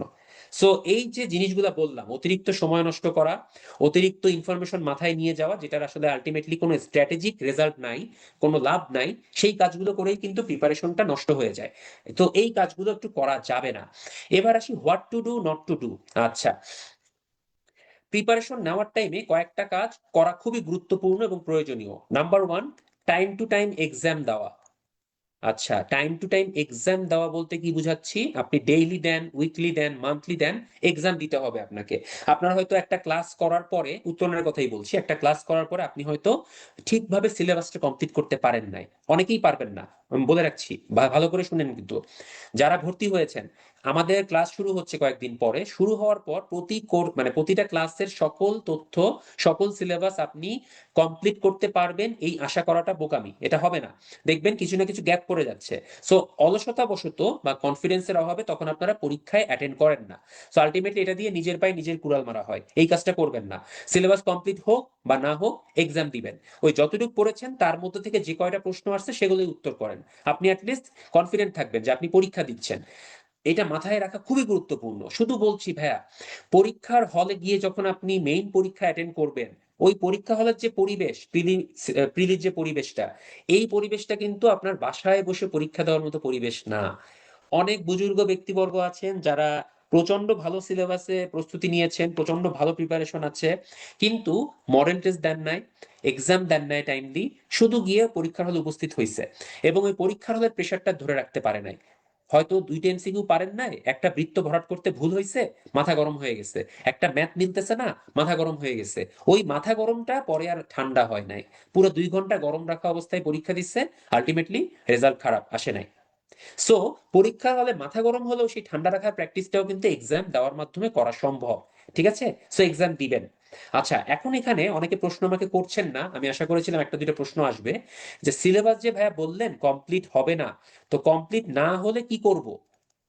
এই প্রশ্নটা তো কেউ করলেন না। আচ্ছা, আমি করলাম নিজেকে, আমি উত্তর দিচ্ছি। সিলেবাস কমপ্লিট না হলে যেটা করণীয়, আপনাদের কোর্স শেষ হওয়ার পরেও মেইন পরীক্ষার আগে কিছুদিন টাইম পাবেন। ঠিক আছে, কতদিন পাবেন আমি বলতে পারছি না, কিছুদিন টাইম পাওয়ার কথা। সো সেইভাবেই আসলে কোর্সটা প্ল্যান করা হয়েছে। সো ওই সময়টাতে হচ্ছে আপনার গ্যাপ কমপ্লিট করতে হয়। যেমন দেখেন, মনে করেন আজকে আমি বাংলার একটা ক্লাস করলেন, বাংলা সাহিত্যের অনেক ইনফরমেশন, আপনার কিছু গ্যাপ রয়ে গেল। আবার আপনি মনে করলেন ওইদিকে ম্যাথের একটা ক্লাস করলেন, কিন্তু ম্যাথের ওই টপিকগুলো আপনি পারেন, হয়তো 2 দিন গ্যাপ ছিল পরীক্ষার আগে, ডেইলি এক্সামের, আপনি সেখানে একদিনের মধ্যে ম্যাথের সিলেবাস কমপ্লিট। সো আপনার তখন কাজ কি হবে জানেন? বাংলাতে যে গ্যাপটা পড়েছিল, সেই গ্যাপটা এই ম্যাথের ক্লাসের পরে একটু পড়ে ফেলা। মানে আপনার হচ্ছে গ্যাপ ফিল আপ করতে হবে। কিভাবে ফিল আপ করবেন? কোনো একটা পরীক্ষাতে, মানে কোনো একটা ক্লাসে হয়তো ইনফরমেশন কম, সেই কম ইনফরমেশন যুক্ত ক্লাসটার পরে ওই যেখানে যেখানে গ্যাপ ছিল ওগুলো একটু অল্প অল্প করে পড়ে কমপ্লিট করার ট্রাই করবেন। আর একটা ছোট্ট উদাহরণ দিই এর সাথে, সেই উদাহরণটা হচ্ছে প্রিলি পরীক্ষার সময় এটা আপনারা ফেস করবেন। পরীক্ষার টাইমে দেখবেন বাংলা সাহিত্যের একটা প্রশ্ন উত্তর করতে 10 সেকেন্ড সময় লাগতেছে। সাপোজ বলা হলো কমলাকান্তের দপ্তরে কার রচনা, বা রবীন্দ্রনাথ ঠাকুরের আপনার হচ্ছে কোন একটা গ্রন্থ কত সালে আপনার হচ্ছে প্রকাশিত হয়। তো এটা তো পারলে তো পূরণ করতে 10 সেকেন্ড লাগবে। সাপোজ মনে করেন 1861 সালে প্রকাশিত হয়েছে বা 1930 সালে প্রকাশিত হয়েছে, ওইটা দেখলেন, বৃত্তটা আছে, জাস্ট ভরাট করে দিলেন, এইটুক কাজ করতে 10 থেকে 15 সেকেন্ড লাগার কথা। অথচ এইরকম টাইপের প্রশ্নই থাকবে আপনার হচ্ছে 100 থেকে প্রায় 150-র মতো, যেগুলো একবারে দেখেই ফিল আপ করা যায় এবং বৃত্ত ভরাট করতেও কম সময় লাগে। সো আপনার প্রতিটা এমসিকিউতে আপনি কয় মিনিট করে টাইম পাবেন? কেউ একজন বলেন আমাকে। পরীক্ষার হলে প্রতিটা এমসিকিউ বৃত্ত ভরাট করার জন্য আপনি কত মিনিট বা কত সেকেন্ড সময় পাবেন? থ্যাংক ইউ যারা রেসপন্স করেছেন, সুমন বলেছেন, আরভি বলেছেন, মঈন, মারুফ, আয়েশা, অনেকে বলেছেন, রাইট, থ্যাংক ইউ। 36 সেকেন্ড সময় পাবেন। সো আপনি যে এমসিকিউটা হয়তো 10 সেকেন্ড 15 সেকেন্ডে করলেন, এইরকম 50টা এমসিকিউ যদি আপনি 15 সেকেন্ড সেকেন্ড করে করেন, প্রতিটা এমসিকিউর জন্য আপনার 21 সেকেন্ড করে সেভ হচ্ছে। এই 21 সেকেন্ড গুণ 50 গুণ দেন, খেয়াল করেন প্রায় 1000 সেকেন্ডের মতো আপনার সেভ হয়ে যাচ্ছে। 1000 সেকেন্ড মানে 60 দিয়ে ভাগ করলে কিন্তু আপনার মোটামুটি বেশ সময়, কিন্তু বেশ কিছু মিনিট আপনি পেয়ে গেছেন। সো এই যে প্রায় 10 মিনিটের বেশি বা 13-14 মিনিট পেয়ে গেলেন, এই সময়গুলাকে কাজে লাগাতে হয় হচ্ছে ম্যাথ, মেন্টাল অ্যাবিলিটি এবং এই টাইপের ক্যালকুলেশন করতে হয় যে এমসিকিউ গুলোতে, সেই এমসিকিউ গুলোতে আপনার কাজে লাগাতে হয় এই সময়টা, বা অ্যাড করে দিতে হয়। তো সিমিলার ওই কথাটাই আমি আপনাদেরকে বললাম, যে ক্লাসে সিলেবাস কমপ্লিট হবে না, সেই গ্যাপ পড়া জায়গাটা আপনি যে ক্লাসে সিলেবাস কমপ্লিট করতে কম টাইম লাগবে সেখানে আপনি ঢুকাই দিবেন, বা সেই অংশটাতে আপনি কমপ্লিট করার চেষ্টা করবেন। তারপরেও দেখবেন সব কমপ্লিট হবে না, সব সিলেবাস শেষ হওয়ার পর বা সব ক্লাস শেষ হওয়ার পরে কিছু টাইম পাবেন, তখন আপনার এই গ্যাপগুলো ফিল আপ করতে হবে। ঠিক আছে, এইটা মাথায় রাখবেন। আচ্ছা, সো আর কিছু কথা বলি প্রিপারেশন নেওয়ার টাইম আর কি করা উচিত। টাইম টু টাইম এক্সাম দেওয়ার গুরুত্ব আরেকটু আছে, সেটা একটু বলে ফেলি। টাইম টু টাইম এক্সাম দেওয়ার গুরুত্বটা হচ্ছে নেগেটিভ মার্কিংটা কমানো। এইটা কিন্তু আপনাকে খেয়ে ফেলবে ভাই, মানে এটা একটা দুরারোগ্য ব্যাধির মতো, নীরব ঘাতক আমি এটাকে বলবো, কার্বন মনোক্সাইডের মতো আর কি। নীরব ঘাতক, আপনাকে খেয়ে ফেলবে, আপনি টেরও পাবেন না। খেয়াল করেন, আপনি পরীক্ষা দিলেন, সাপোজ পরীক্ষাতে আপনি পূরণ করলেন 165টা এমসিকিউ, সাপোজ আপনার কারেক্ট হলো ধরলাম 135টা, 130টা কারেক্ট হয়েছে। আপনি ভুল করলেন কয়টা? 35টা। ব্ল্যাঙ্ক রাখলেন কয়টা? 35টা। আপনি কত পাবেন? প্রতিটা ভুলের জন্য 0.5 করে নম্বর কর্তন যাবে, মানে 17.5 নম্বর কাটা যাবে। সো 130 কারেক্ট হওয়ার জন্য আপনি 130 পাবেন, তার থেকে 17.5 মাইনাস হয়ে আপনার নাম্বার চলে আসবে 112.5। অন্যদিকে আপনার আর এক বন্ধু, সে এমসিকিউ পূরণ করলো সাপোজ 152টা বা 150টা, রাখ ধরলাম, সে কারেক্ট করলো আপনার মতো সেম 130টা, আর রং করলো সে সাপোজ 20টা, আর ব্ল্যাঙ্ক রাখলো 50টা। সে কত পাবে বলেন তো একজন? আচ্ছা, নুসরাত আপু প্রশ্ন করেছেন কোন সেকশন দিয়ে শুরু করা বেটার। আপু আপনি কি মেইন পরীক্ষার কথা বলছেন? মেইন পরীক্ষাতে যে কোনো সেকশন দিয়ে শুরু করা যায়, আমি একটু পরে বলছি এই ব্যাপারে কথাটা। কোনগুলো আগে দাগাবেন, হ্যাঁ আর একটা প্রশ্ন এসেছে, সেটার উত্তর দিচ্ছি, একটু ওয়েট করেন। আচ্ছা, সে পাবে হচ্ছে 20টার জন্য ভুল যাবে 10 মার্ক। সো 130 মাইনাস 10, 120 পাবে। সো দেখা গেল ওই পরীক্ষাতে কোনো কারণে কাটমার্কস এসে দাঁড়ালো 115-14 মতো। সো এই 114-15 কাটমার্কস এর কারণে আপনি কিন্তু টিকতে পারলেন না, আর আপনার বন্ধু ফুলসিরাত পার হয়ে গেল। তো আপনি কোথায় ভুল করেছিলেন? আপনি আপনার বন্ধুর কাছে গেলেন, গিয়ে বললেন, বন্ধু তুমি 130টা কারেক্ট করছো, আমিও 130টা কারেক্ট করছি, তো তোমার পিলি টিকা হইলো, আমার পিলি কেন টিকা হইলো না? তখন আপনার চোখে আঙুল দিয়ে দেখাবে, আমি ভুল করছি 20টা, তুমি ভুল করছো 35টা, এই 15টা বেশি ভুল করার কারণে তোমার পিলি টিকা হয় নাই। সো বেশিরভাগ ক্ষেত্রে এই নেগেটিভ মার্কিংটা আপনাদের জন্য কাল হয়ে যাবে। ঠিক আছে, সো কি করণীয় এটা এড়ানোর জন্য? এটা এড়ানোর জন্য করণীয় হচ্ছে এক্সাম দেওয়া বেশি। উদাহরণ দেই, আপনি প্রথম এক্সাম যখন দিবেন, তখন দেখবেন 100টা যদি এমসিকিউ ফিল আপ করেন, নেগেটিভ মার্কিং হয়ে যাচ্ছে বা ভুল হয়ে যাচ্ছে আপনার প্রায় 30-35টা। পরের এক্সাম দেন, ওরকম অ্যারাউন্ড 30-32টা নেগেটিভ মার্কিং থাকবে। এরকম করে 1 মাস বা 1.5 মাস পরে আপনি যখন আবার 100টা এমসিকিউর কোনো পরীক্ষা দিবেন, তখন দেখবেন আপনার নেগেটিভ মার্কিং নিজের অজান্তে কমে 20-22টায় চলে আসছে। এটা একটা ম্যাজিক ভাইয়া।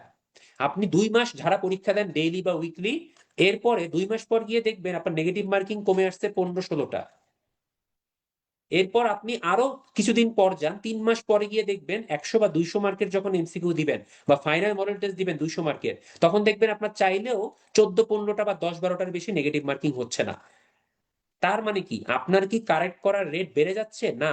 হয়তো আপনার কারেক্ট করার রেট আগের মতোই আছে, 130টাই আপনি পারছেন, কিন্তু আপনার নেগেটিভ কমে যাচ্ছে। সো নেগেটিভ কমে যাওয়া মানে কি আপনার কিন্তু নম্বর বেড়ে যাওয়া। এটা একটা ম্যাজিকের মতো কাজ করে, যেটা সাইমultaneously হতে থাকে, কন্টিনিউয়াস অ্যাসেসমেন্টের মাধ্যমে অর্জন করতে হয়।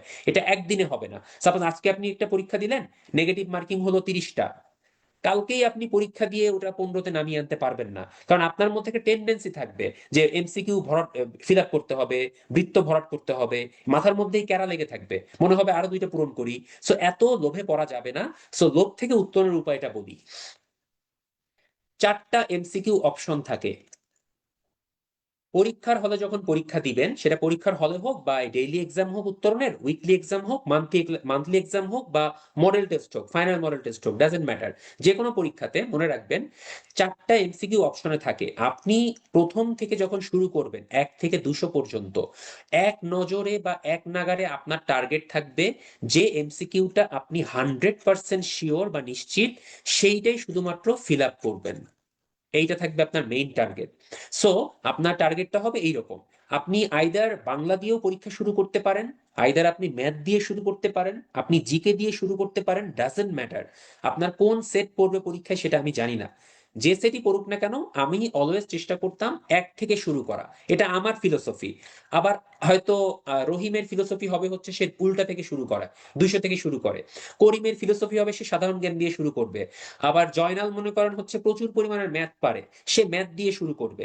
So it's up to you.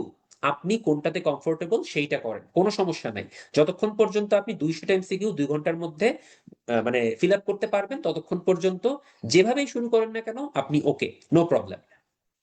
আচ্ছা, এবার আসি তাহলে ফিল আপ করার সময় কি করণীয়। প্রথমে যেটা 100% শিওর সেইটা শুরুতে ফিল আপ করে ফেলবেন। ওকে, 1 থেকে 200 পর্যন্ত চলে গেলেন। এরপর দেখবেন কোনটা আপনি 75% থেকে 50% শিওর।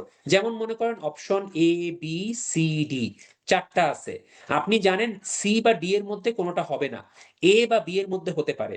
তখন আপনি হয়তো একটু রিস্ক নিবেন, তখন আপনি এইটার মধ্যে যে কোনো একটা দাগাবেন, এরকম কিছু এক্সট্রা দাগাবেন। এরপরে যদি দেখেন যে আপনি তারপরও অনেক পরিমাণ ব্ল্যাঙ্ক আছে, এখনো অনেক কিছু ফাঁকা রেখে দিচ্ছেন, সেক্ষেত্রে আপনি রিস্ক নিতে পারেন যে হ্যাঁ এই 3টার মধ্যে হয়তো একটা হবে, তো সেটা আমি দেখাতে পারি। সো এটা আসলে পরীক্ষা দিলে আপনি প্র্যাকটিক্যাল এক্সপিরিয়েন্সটা পাবেন। আমার মুখের কথায় আমি আপনাকে 100% বুঝাতে পারবো না, তবে কিছুটা হয়তো আইডিয়া দিতে পারছি। আমি কি বুঝাতে পারলাম কিভাবে বৃত্ত ভরাট করাটা উচিত?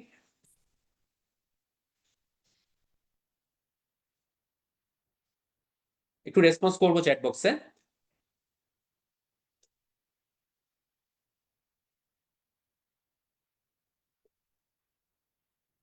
ঠিক আছে, ধন্যবাদ।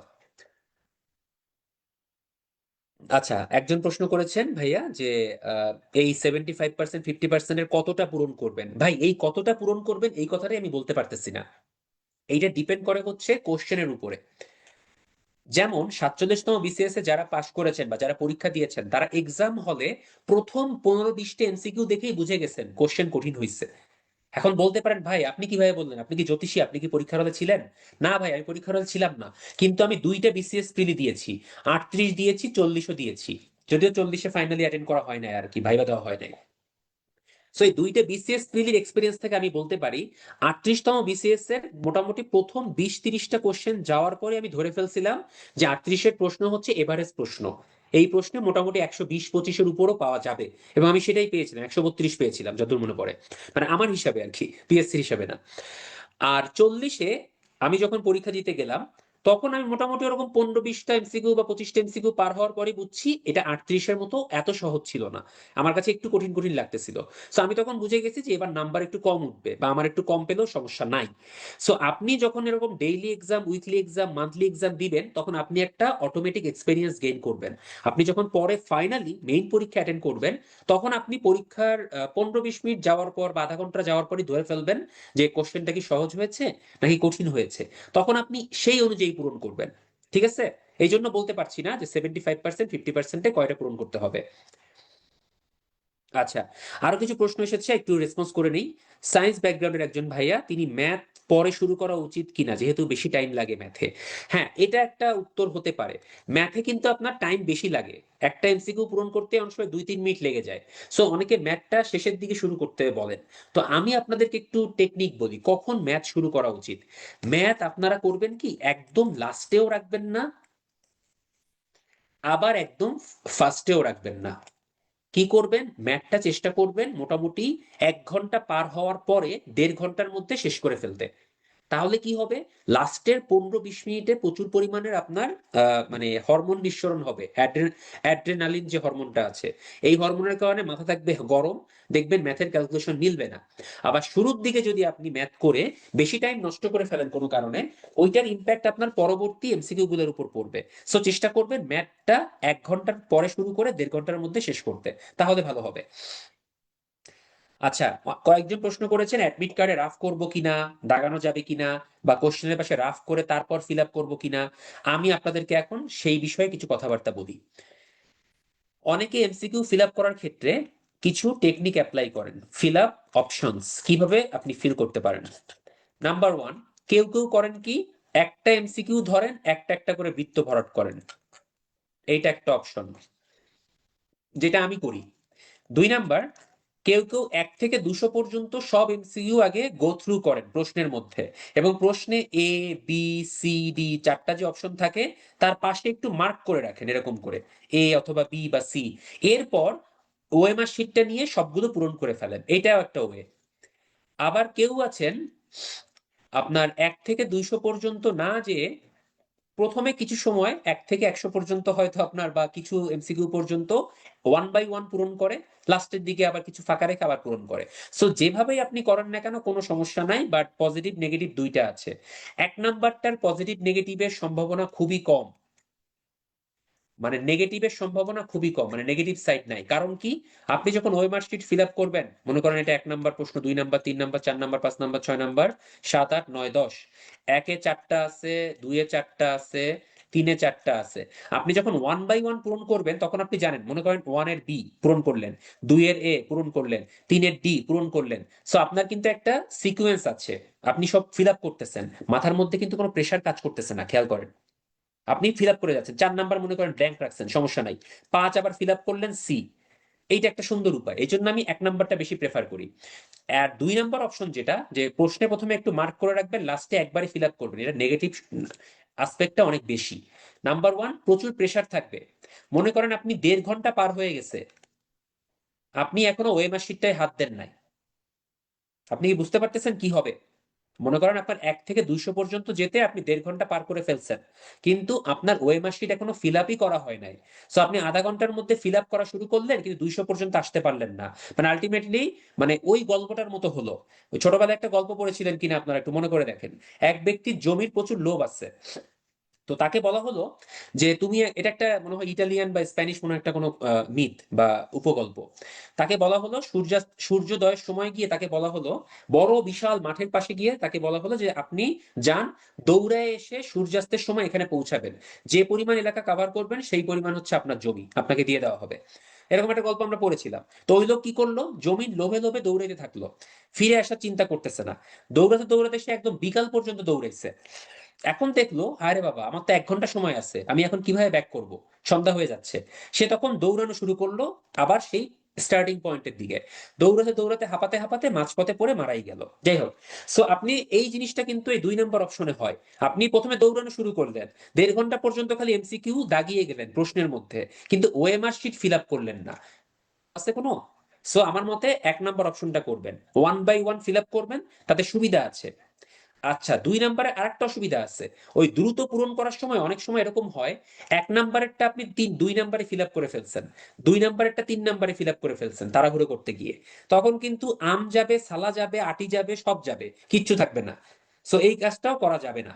সো এই জন্য 1 নম্বর বেস্ট অপশন, এইটা ফিল আপ করবেন এইভাবে। আচ্ছা, এবার আসি তাহলে আপনাদের আরো কিছু টেকনিকের কথা বলি। এগুলো তো এক্সাম হলের স্ট্র্যাটেজি বা এক্সাম দেওয়ার স্ট্র্যাটেজি নিয়ে অনেক কথাবার্তা বললাম। নেগেটিভ মার্ক কিভাবে কমানো যায় সেই বিষয়ে কথাবার্তা হলো। সো আমি আবার এই বিষয়ে একটু ফেরত আসি, আপনাকে কি কি ঝামেলায় পড়তে হবে পরীক্ষায় সময় প্রিপারেশন নেওয়ার টাইমে। সো পরীক্ষার হলে টাইম ম্যানেজমেন্ট, এইটা এক্সাম দেওয়ার মাধ্যমে আপনি অ্যাডপ্ট করতে পারবেন। নেগেটিভ মার্কিং, এক্সাম দেওয়ার মাধ্যমে এক্সপেরিয়েন্স গেইন করে এটা মোটামুটি অমিট করতে পারবেন। এবং যখন আপনি আমাদের ক্লাসগুলো করবেন, প্রতিটা ক্লাসেই আপনাকে কিছু সাজেশন দেওয়া হবে, রেফারেন্স বই বলা হবে, অনেক কিছু আলোচনা করা হবে। সো ওই সময় আপনি কিছু আইডিয়া পাবেন যে what to do and not to do. আমি হয়তো ইন্টারন্যাশনালে ক্লাস নেওয়ার সময় আপনাদেরকে বলবো যে ভাইয়া আপনি প্রতিষ্ঠান অংশটা একটু ভালো করে পড়েন, কারণ অর্গানাইজেশন থেকে রিটেনেও প্রশ্ন আসে, কাজে লাগে। আপনার ওই সাম্প্রতিক বেশি পড়ে কাজ নাই, কারণ সাম্প্রতিক থেকে একটা দুইটা বা চারটা প্রশ্ন আসবে, আপনি কোনোটা না কোনোটা অবশ্যই পারবেন। অনেকে আছে সাম্প্রতিক পড়ে সময় নষ্ট করে ফেলে। সো এগুলা ক্লাসে আলোচনা করা হবে, টেনশনের কোনো কারণ নাই। কিভাবে সময় নষ্ট না করে প্রিপারেশন নেওয়া যায় সেটাও ক্লাসের ব্যাপার। তারপর আমি তো আজ হালকা পাতলা আপনাদেরকে বলছি যে আপনার স্ট্রং জোনটা ভালো করে ম্যাক্সিমাইজ করেন, এবং উইক জোন গুলাকে একটা যেন এভারেজ নাম্বার তুলতে পারেন সেই চেষ্টা করবেন। আর অতিরিক্ত ইনফরমেশন নিয়ে মাথা বোঝাই করবেন না। আপনার ব্রেনটা কিন্তু কম্পিউটারের একটা হার্ড ডিস্কের মতো বা র্যামের মতো। মনে করেন আপনি 8 জিবি র্যাম নিয়ে চলতেছেন, আপনার প্রসেসর কিন্তু 8 জিবি র্যামের মতোই কাজ করবে। আপনার এক বন্ধু তার র্যাম হচ্ছে 16 জিবি, সে কিন্তু আপনার থেকে ফাস্ট কাজ করবে। কি ব্যাপারটা কি বুঝতে পারলেন না? একটু ক্লিয়ার করে আসেন। আমাদের গড গিফটেড বা সৃষ্টিকর্তা প্রদত্ত কিছু অ্যাবিলিটি আছে, কিছু ক্যাপাবিলিটি আছে, কিছু লিমিটেশন আছে। সো যে বন্ধুর র্যাম 8 জিবি, সে প্রচুর স্পিডে ইনফরমেশন মুখস্থ করতে পারবে, তার জন্য কম সময় পড়াশোনা হবে। আর যার র্যাম হচ্ছে 2 জিবি, ভাই সরি টু সে, আমি কোনো অন্যভাবে বলছি না, এটা আপনাকে মানতে হবে, যার মুখস্থ করতে সময় একটু বেশি লাগে, তার কিন্তু বেশি ইনফরমেশন মুখস্থ করতে পারবেন না, বা মুখস্থ করতে বেশি সময় লাগে। সো এই জন্য অনেকে প্রশ্ন করেন ভাই কয় ঘন্টা পড়া সমীচীন। আমি বলবো যে কয় ঘন্টা পড়লে আপনার প্রিপারেশন মনে হবে আপনার জন্য এনাফ, বা আপনি হ্যাপি থাকবেন, সন্তুষ্ট হবেন, সেই কয় ঘন্টা পড়েন। এটা যদি 5 ঘন্টা হয় 5 ঘন্টা, 10 ঘন্টা হলে 10 ঘন্টা, কোনো টাইম লিমিটেশন নাই। সো এইটা একটু মাথায় রাখবেন। আবার দেখেন, আপনি মনে করেন প্র্যাকটিস করার মাধ্যমে একটা অ্যাডিশনাল র্যাম লাগাইলেন, আরো 2 জিবি র্যাম যুক্ত হইলো, কারণ কি, প্রচুর ম্যাথ প্র্যাকটিস করতেছেন আপনি, এখন ম্যাথে আগে থেকে কমফোর্টেবল। সো তারপরেও কিন্তু আপনার র্যাম হয়েছে 4 জিবি। সো আপনার 8 জিবি বিশিষ্ট যে বন্ধু, যার ম্যাথ করতে কম সময় লাগে, আপনি তাকে কিন্তু সারপাস করতে পারবেন না। তার কাছাকাছি যেতে পারবেন, সারপাস করতে পারবেন না। উদাহরণ দিই, মনে করেন আপনার একটা ম্যাথ করতে 5 মিনিট লাগে, আপনি সেটা প্র্যাকটিস করার মাধ্যমে, বারবার প্র্যাকটিস করার মাধ্যমে 3 মিনিটে নিয়ে আসলেন, অনেকটা ডেভেলপ করেছেন। আর আরেক বন্ধু যে খুব ভালো ম্যাথ পারে, দ্রুত চিন্তা করতে পারে, সে হয়তো 1 মিনিট বা 1.5 মিনিটের মধ্যে ম্যাথটা করে ফেলতে পারে। সো আপনি চাইলেও কিন্তু সম্ভব না যে 1.5 মিনিটের মধ্যে ম্যাথটা করতে পারবেন, এটা সবসময় হয় না। ওই যে বলে না যে কোনো কিছু ইম্পসিবল না, ওই কথা ভাই আমি বিশ্বাস করি না। অনেক কিছু আছে যেটা ইম্পসিবল, মানুষ পারে না। ঠিক আছে, এটা মানতে হবে। সো আপনার তাহলে করণীয় কি? আপনার তখন ওই 3 মিনিটটাকে 1.5 মিনিট করার দরকার নেই, আপনি 3 মিনিটেই থাকেন। কিন্তু আপনারও তো নিশ্চয়ই একটা স্ট্রং পয়েন্ট আছে ভাই, ওই স্ট্রং পয়েন্টটাকে ম্যাক্সিমাইজ করেন। আমি কি এবার ক্লিয়ার করতে পারছি কিভাবে স্ট্রং পয়েন্ট ম্যাক্সিমাইজ এবং কিভাবে উইক পয়েন্ট এভারেজ করতে হবে, বা টার্গেটটা কিভাবে সেট করতে হবে?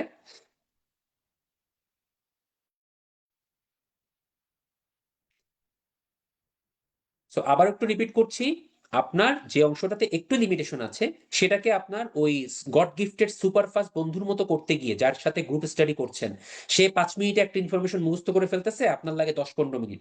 হতাশ হওয়ার কিছু নাই, তারা করতে দেন 5 মিনিটে, আপনি 10 মিনিট নিয়েই করেন, কোনো সমস্যা নাই। কিন্তু আপনারও কিন্তু একটা স্ট্রং পয়েন্ট আছে অবশ্যই, আপনি সেইটাকে ম্যাক্সিমাইজ করেন। আমার টার্গেটটা হচ্ছে এইটা।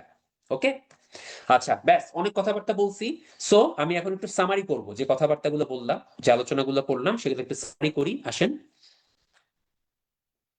সামারি হচ্ছে, প্রশ্ন বিশ্লেষণ ছাড়া আপনি কোনোভাবেই জানতে পারবেন না বা বুঝতে পারবেন না আপনার কি কি করণীয় আছে। সো কোশ্চেন অ্যানালাইসিস করতে হবে।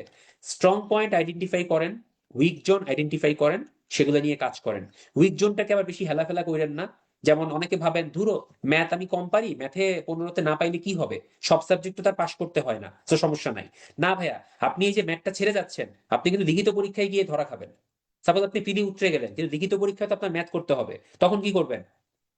সো অলওয়েজ মনে রাখবেন, ম্যাথ বা জিকে হোক, বাংলা হোক, ইংরেজি হোক, যেটাতেই উইক পয়েন্ট আছে না কেন, ছেড়ে দিবেন না। অ্যাটলিস্ট এভারেজ প্রিপারেশন রাখবেন। আচ্ছা, 3 নাম্বার, আপনার ভালো বারবার হচ্ছে এক্সাম দেওয়ার প্র্যাকটিস করা, এক্সামের মাধ্যমে টাইম ম্যানেজমেন্ট করতে পারবেন, নেগেটিভ মার্কিং অ্যাভয়েড করতে পারবেন। 4 নাম্বার, ক্লাসগুলো নিয়মিত করা এবং সব ইনফরমেশনের পিছনে না ছোটা। ক্লাস ঠিক মতো করবেন, এটা থেকে অনেক কিছু জানতে পারবেন। 5 নাম্বার, বেশি ইনফরমেশন গ্যাদার করার দরকার নাই। অনেক ইনফরমেশন নিয়েও মানুষজন ক্যাডার হয় না, আবার জাস্ট অল্প কিছু ইনফরমেশন নিয়েও ক্যাডার হয়ে যায়। কারণ কি? কারণ হচ্ছে প্রিলি হচ্ছে একটা টিকিট, আপনাকে রিটেনের একটা টিকিট দেওয়া হবে। ঠিক আছে, পিলিতে কিন্তু আপনার ওই 150 পাওয়ার দরকার নাই। আপনার দরকার হচ্ছে মিনিমাম নাম্বার পেয়ে পাশ করেন, 115-20 পান বা 125 পান, তাতেও চলবে। ঠিক আছে, জাস্ট টিকিটটা নিয়ে যান। পিলির নাম্বার কোথাও যুক্ত হয় না, কেউ দেখে না, কেউ জানে না। সো কেন এত কষ্ট করব? জাস্ট হচ্ছে আপনার মিনিমাম নাম্বারটা পেয়ে বা একটা মোটামুটি এভারেজ নাম্বার পেয়ে পাশ করে যেতে পারলে আমার হবে। তবে টার্গেট সেট করবেন, ওই উইক জোন স্ট্রং জোন যাই হোক না কেন, টার্গেট সেট করবেন কিছু টপিক আছে যেগুলো লিখিত পরীক্ষার সাথে আপনার অনেকটাই মিল আছে। যেমন ম্যাথের 90% সিলেবাস লিখিত পরীক্ষার সাথে মিলে যায়। বিজ্ঞানের প্রায় 80% সিলেবাস আপনার লিখিত পরীক্ষার সাধারণ বিজ্ঞান পার্টের সাথে মিলে যায়। কম্পিউটারের পার্ট মিলে যায়। তারপর বাংলা সাহিত্য, বাংলা ব্যাকরণ, রিটেনে গিয়েও আপনার সেম জিনিস পড়তে হবে। ইংলিশ গ্রামার সেম জিনিস রিটেনে গিয়ে পড়তে হবে। বাংলাদেশ অ্যাফেয়ার্সের সংবিধান, মুক্তিযুদ্ধ, অর্থনীতি, জনসংখ্যা, এগুলো রিটেনে গিয়েও পড়তে হবে, লিখতে হবে। ইন্টারন্যাশনাল অ্যাফেয়ার্সে জলবায়ু, কূটনীতি, অর্গানাইজেশন, সংগঠন, এগুলো রিটেনে গিয়ে কাজে লাগবে। সো এই লিখিতর জন্য যে অংশগুলো আপনার পিডিতেও পড়তে হবে, সেটা কম্বাইন করে পড়তে পারলে আপনি এগিয়ে থাকবেন। কারণ দেখতেই পাচ্ছেন 47 যারা রিটেন দিচ্ছেন, সময় পাবেন মাত্র 2 মাসের মতো। আপনারাও হয়তো 50-এ গিয়ে এরকম 2-2.5 মাস 3 মাস সময় পাবেন। সো যারা এই সময়টাতে রিটেনের প্রিপারেশন একটু নিয়ে রাখবেন বা ওই স্টাইলে পড়বেন, তারা এগিয়ে থাকবেন। সো করণীয় কি? আমাদের ক্লাসে প্রতিটা সাবজেক্টেই আমরা আলোচনা করি যে আজকের ক্লাসের এই অংশগুলো রিটেনের সাথে মিল আছে, প্রতিটা ক্লাসেই বলা হয়। সো ওই অংশগুলোতে একটু বেশি গুরুত্ব দিবেন, ঠিক আছে? আর তারপর কি? নিয়মিত পড়াশোনা করা। ওই একটা সাবজেক্ট হচ্ছে আজকে পড়ে রাখলাম, তারপর ফেলে রাখলাম 2 মাস, 2 মাস পরে গিয়ে পড়তে গেলাম, সব ভুলে যাবেন। সো যেগুলো হচ্ছে বারবার পড়তে হয়, সেরকম জিনিসগুলো আপনাকে মোটামুটি সপ্তাহে একবার বা 10-12 দিনের মধ্যে একবার রিভিশন দিতে হবে। সাপোজ আপনি বাংলাদেশ অ্যাফেয়ার্স এর একটা ক্লাস করলেন, ওকে? তো সেই ক্লাসে অনেক কিছু ইনফরমেশন পড়লেন, তারপর 2 দিন পর ডেইলি এক্সাম দিলেন, ভালো নাম্বার পেলেন, ব্যাস আপনি খুব হ্যাপি। তার মানে আপনার ওই অংশটুকু ভালো পড়া আছে।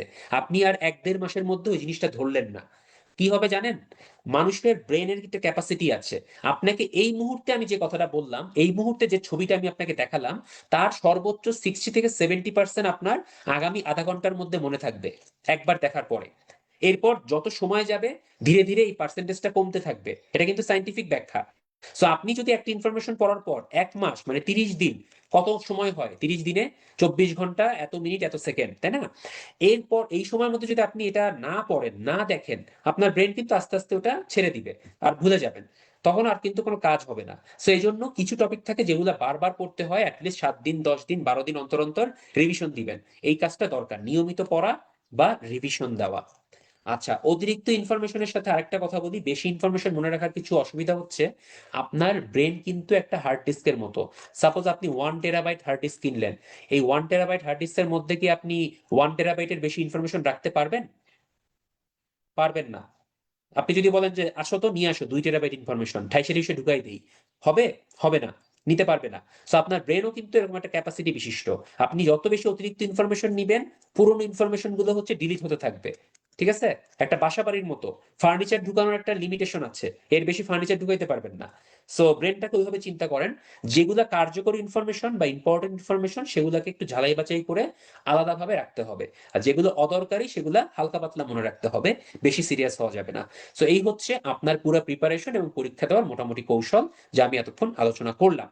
এখন আপনাদের কাছে প্রশ্ন যদি থাকে, চ্যাট বক্সে অনেকেই করেছেন, আমি অ্যান্সারও দিয়েছি। এরপরও যদি কিছু প্রশ্ন থাকে ভাই, আপনারা রেসপন্স করতে পারেন প্লিজ।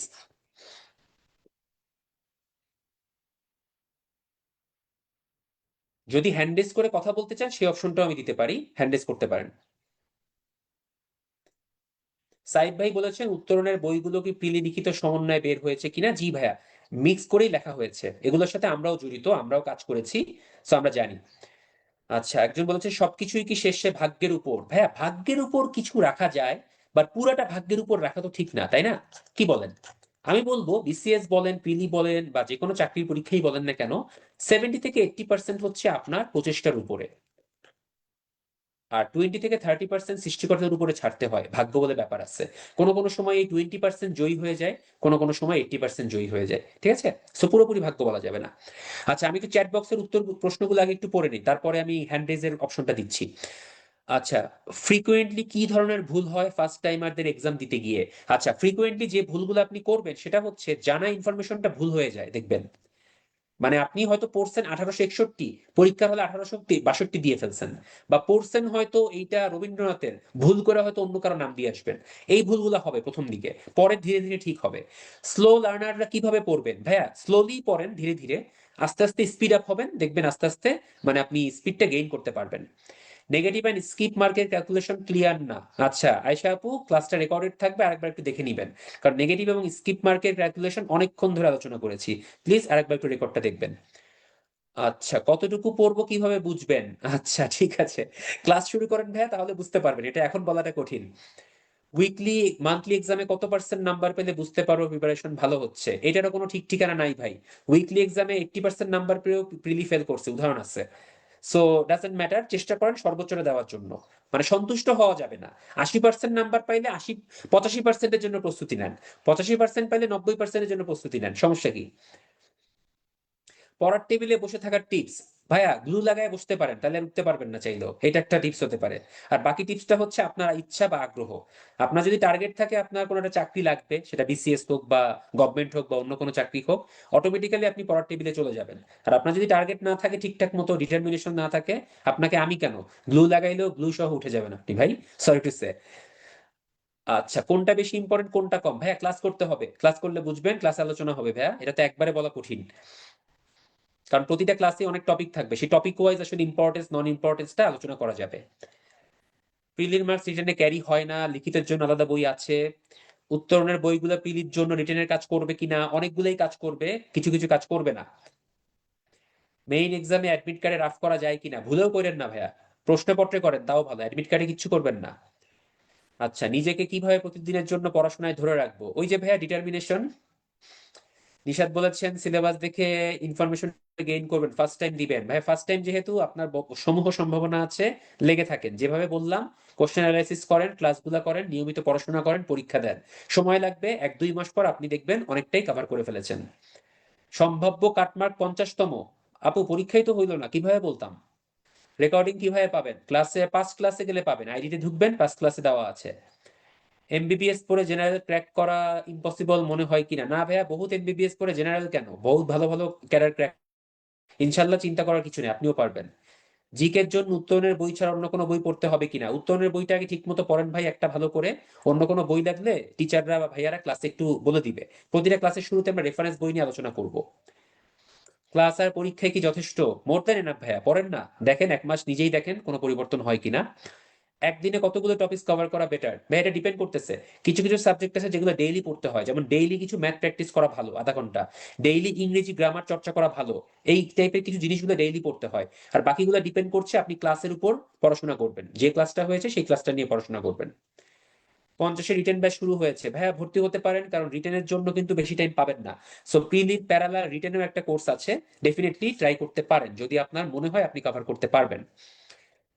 47-এর প্রশ্ন অন্যরকম ছিল, প্রস্তুতি কি 47-কে বেস করে নিব নাকি আগের মতো নিব? আপনি থরলি নেন ভাইয়া, 47-এর মতো যে 50 হবে তার কোনো গ্যারান্টি নাই, আবার 50 যে 47-এর মতো হবে না তারও কোনো গ্যারান্টি নাই, 50-50। সো আপনি থরলি প্রিপারেশন নিবেন, ঠিক আছে, বাকিটা আল্লাহ ভরসা। মাস্টার্সের ক্লাস করে বিসিএস প্রিলি পাস করা সম্ভব কিনা? ডেফিনেটলি সম্ভব, বহু মানুষ করেছে, চাকরি করেও করেছে, আমি নিজে তার উদাহরণ। বিসিএস এর প্রিপারেশনের পাশাপাশি অন্য চাকরির জবে 1-2 দিন করে টাইম লস করলে ইফেক্ট পড়বে কিনা? না ভাইয়া, কিচ্ছু হবে না ভাইয়া, আপনি পড়াশোনা শুরু করেন, খালি শুরু করাটাই জরুরি, টেনশন করতে হবে না। ডেট গুলো মনে রাখতে অনেক প্রবলেম হয়, কিছু টিপস দেন। যে ডেট মনে রাখতে বেশি প্রবলেম হয় সেই ডেট মনে রাখার কোনো দরকার নাই। যেমন অনেকে সিনোনিম অ্যান্টোনিমস মুখস্থ করতে পারেন না, আমি তাদেরকে পরামর্শ দেই ভাইয়া ভুলে যান, পরীক্ষার হলে সর্বোচ্চ একটা বা সর্বোচ্চ দুইটা সিনোনিম আসবে, অ্যান্টোনিম আসবে, ওটা না পারলেও কিচ্ছু হবে না, আপনি অন্যদিকে টাইম দেন, অন্যদিকে প্রিপারেশন ভালো করেন। সিমিলারলি সাধারণ জ্ঞানে সাল তারিখ যাদের বেশি মনে থাকে না, এত মনে রাখার দরকার নাই, সাল তারিখ হাতে কোনো একটা দুইটা আসে, না পারলেও কিচ্ছু যায় আসে না। আপনাকে কিন্তু 200 পাইতে হবে না, 125-30 পাইতে হবে। আচ্ছা, 47-এর আগের 1 মাস রিভাইজ করতে পারেননি ভালো করে, সায়েন্স ভূগোল খারাপ হয়েছিল, জানা জিনিস ভুল করেছেন একজন, তাহলে তো আপনার একটা বড় এক্সপিরিয়েন্স হয়েছে, ভুল থেকে শিখেছেন। তার মানে ওই ভুলগুলা 50-এ কইরেন না ভাইয়া, ভালো মতো চেষ্টা করেন, ইনশাল্লাহ হতাশা থেকে কাটিয়ে উঠতে পারবেন। আচ্ছা, এবার হ্যান্ডরেজের দিকে একটু মনোনিবেশ করি, হ্যান্ডরেজ দেখি কোথায় আছে। আচ্ছা, আমি একটু হোস্ট ভাইয়াকে রিকোয়েস্ট করব হ্যান্ডরেজ অপশনটা চালু করে দিয়ে কথা বলার জন্য পারমিশন দিতে।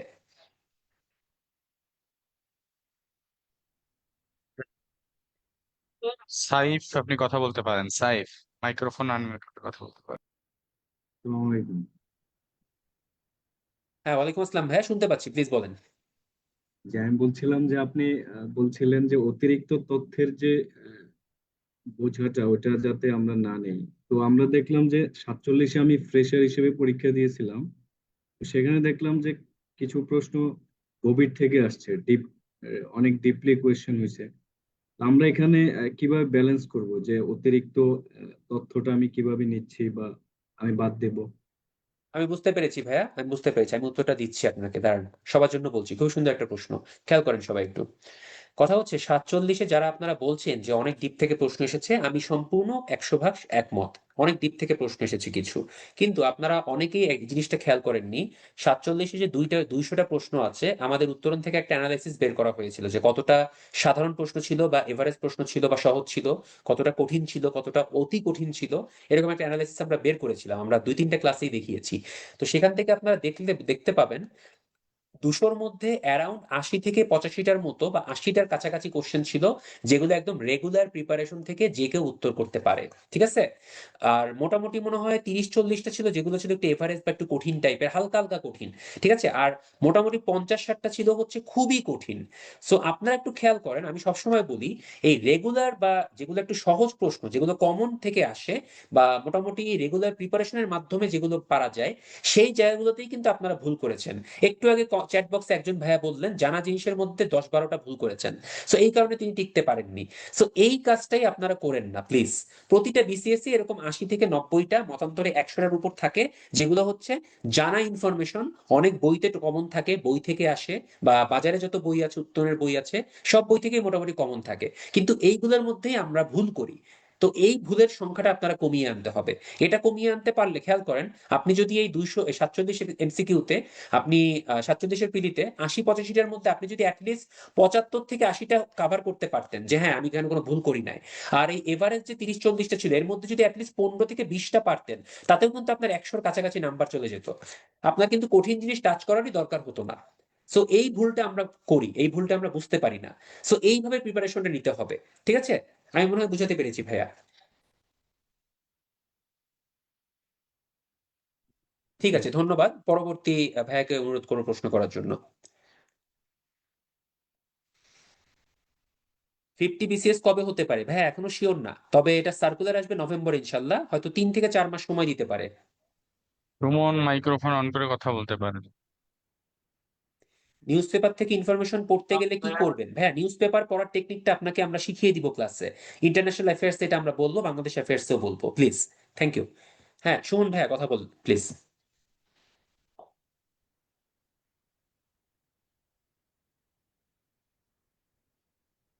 আচ্ছা, রামি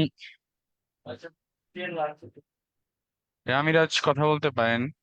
রামিরাজ। আসসালামু আলাইকুম ভাইয়া। আমার ওয়ালাইকুম প্রশ্ন আসসালাম ভাইয়া, প্লিজ। ছিল আমার প্রশ্ন ছিল যে বেশিরভাগ ক্ষেত্রে বিসিএস একটা স্বপ্নের চাকরি, সবার জন্য একটা সোনার হরিণ বলতে গেলে, কিন্তু দেখা যায় অনেক ক্ষেত্রে পরীক্ষার হলে যে কিছু প্রশ্ন এমন আছে যেগুলো সরাসরি ফ্রন্ট পেজে বা তার ব্যাক পেজে দেখার পর পরবর্তী সময়ে অনেক বেশি ঘাবড়ে যায়। তখন জানা জিনিস বা অনেক প্রশ্ন যেগুলো খুবই সহজ ছিল বা খুবই কমন ছিল, সেগুলো অনেক সময় ভুল হয়ে যায়, যে ব্রেন তখন সেভাবে কাজ করে না। এক্ষেত্রে কি করা যেতে পারে? মানে পরীক্ষার থ্যাংক হলে ইউ নিজের ভাইয়া, খুবই কম্পোজার সুন্দর কি একটা রাখতে প্রশ্ন। হবে? আমি বুঝতে পেরেছি, আমি বুঝতে পেরেছি ভাইয়া, আর বলতে হবে না, আমি বুঝতে পেরেছি, আমি উত্তরটা দিচ্ছি। আমার এক্সপিরিয়েন্স থেকে বলি। ভাইয়ার প্রশ্নটা হচ্ছে, মানে অনেক ভালো প্রস্তুতি নিয়ে গেলাম, কিন্তু দেখা গেল যে আমার যে সেটটা পরীক্ষায় আসে, মানে 4টা সেট থাকে, তো সেট 1, 2, 3, 4, আপনার যে কোনো সেটের পরীক্ষা হতে পারে। মানে আপনি হয়তো 4 নাম্বার সেট পেলেন বা 1 নাম্বার সেট পেলেন। তো দেখা গেল ওই সেটটাতে প্রথমেই হচ্ছে কঠিন প্রশ্নগুলো দেওয়া আছে। তো আপনার ওই প্রথমেই কঠিন প্রশ্নগুলো অ্যাটেন্ড করতে গিয়ে আপনি হয়তো ঘাবড়ে গেলেন, পরে অন্য প্রশ্নগুলোর উপর ইম্প্যাক্ট পড়লো। রামিরেজ ভাই এই প্রশ্নটাই করেছেন, আমি বুঝতে পেরেছি। সো এইটার বড় উদাহরণ হচ্ছে, আমি উদাহরণটা আমার পার্সপেক্টিভ থেকে দেই, তাহলে আপনারা ক্লিয়ার হয়ে যাবেন। 38 বিসিএস এ ভাইয়া, এই গল্পটা আমি আগের অনেকগুলো ক্লাসেও করেছি। আমি ইন্টারন্যাশনাল অ্যাফেয়ার্সে প্রিলিতে একটু কম সময় পেয়েছিলাম। আমি ইন্টারন্যাশনাল অ্যাফেয়ার্সের 20 মার্কটা প্রস্তুতি কম নিয়েছিলাম, কম বলতে আমি সাম্প্রতিক বিষয় ধরিই নাই। তারপর হচ্ছে মহাদেশ পরিচিতি সহ শুরু করে কিছু অংশ আমি একটু কম পড়েছিলাম। প্রতিষ্ঠান, জলবায়ু এগুলো একটু ভালো করে পড়ে গিয়েছিলাম। সো আমার টার্গেট ছিল এই বিষয়ের মধ্যে আমি খুব একটা ভালো নম্বর তুলতে পারবো না, আমি যা পাই তাই আমার বোনাস। সো এমন একটা অবস্থা যেখানে বাঘের ভয় সেখানেই রাত্রি হয়, নিয়ম আছে। আমার 38তম বিসিএস এ সেট 4 পড়লো। তো সেট 4 এর শুরুতেই হচ্ছে আপনার ইন্টারন্যাশনাল অ্যাফেয়ার্স এর 20টা প্রশ্ন। বলেন কেমন লাগে? সো আমি দেখলাম 20টা প্রশ্ন কমপ্লিট করার পরে আমি পূরণ করতে পেরেছি 9টা, আর বাকি 11টা আমি পারি না। তো রামিরেজ ভাইয়ের প্রশ্নের মতোই আমারও তখন মেন্টালিটি একটু ডাউন হয়ে গিয়েছিল। কিন্তু সামহাও ভাইয়া আল্লাহর করুণাময় কারণে হোক বা আমি নিজের বুদ্ধিমত্তার কারণে হোক বা হয়তো স্ট্রং ছিলাম, আমি সামহাও হঠাৎ করে মাথার মধ্যে আসলো, আচ্ছা আমার তো এই 20 মার্কে একটু প্রবলেম ছিল, আমি একটু কম প্রিপারেশন নিয়েছি, চাকরির জন্য টাইম বেশি পাইনি, কিন্তু আমার তো স্ট্রং পয়েন্টগুলো এখন বাকি আছে। আমি সায়েন্সের স্টুডেন্ট, আমার বিজ্ঞান 15, কম্পিউটার 15, ম্যাথ 15, মেন্টাল অ্যাবিলিটি 15, এই 60 মার্কস বাকি আছে। আমি বাংলা গ্রামার খুব ভালো পারতাম, ইংলিশ লিটারেচার গ্রামার আমি ভালো পারি, আমার তো মানে মেইন জিনিসগুলো খুব বাকি এখনো। সো আমার এই 20 নিয়ে চিন্তা করার দরকার নাই। বিলিভ মি ভাইয়া, আমি ওই 21 নাম্বার থেকে যে 200 নাম্বার পর্যন্ত গেলাম, আমি পরে এই প্রথম 20টার দিকে আর ফিরেও তাকাই নাই, আমার এই 11টা ফাঁকাই ছিল। এবং লাকিলি আমি 20-এর মধ্যে 9টাই পেরেছিলাম, 9টাই কারেক্ট ছিল। আমি বাকিগুলোর মধ্যে থেকেই আমার মোটামুটি নম্বর তুলতে পেরেছি। যাই হোক, সামহাও এটা আমার জন্য কাজ করেছে।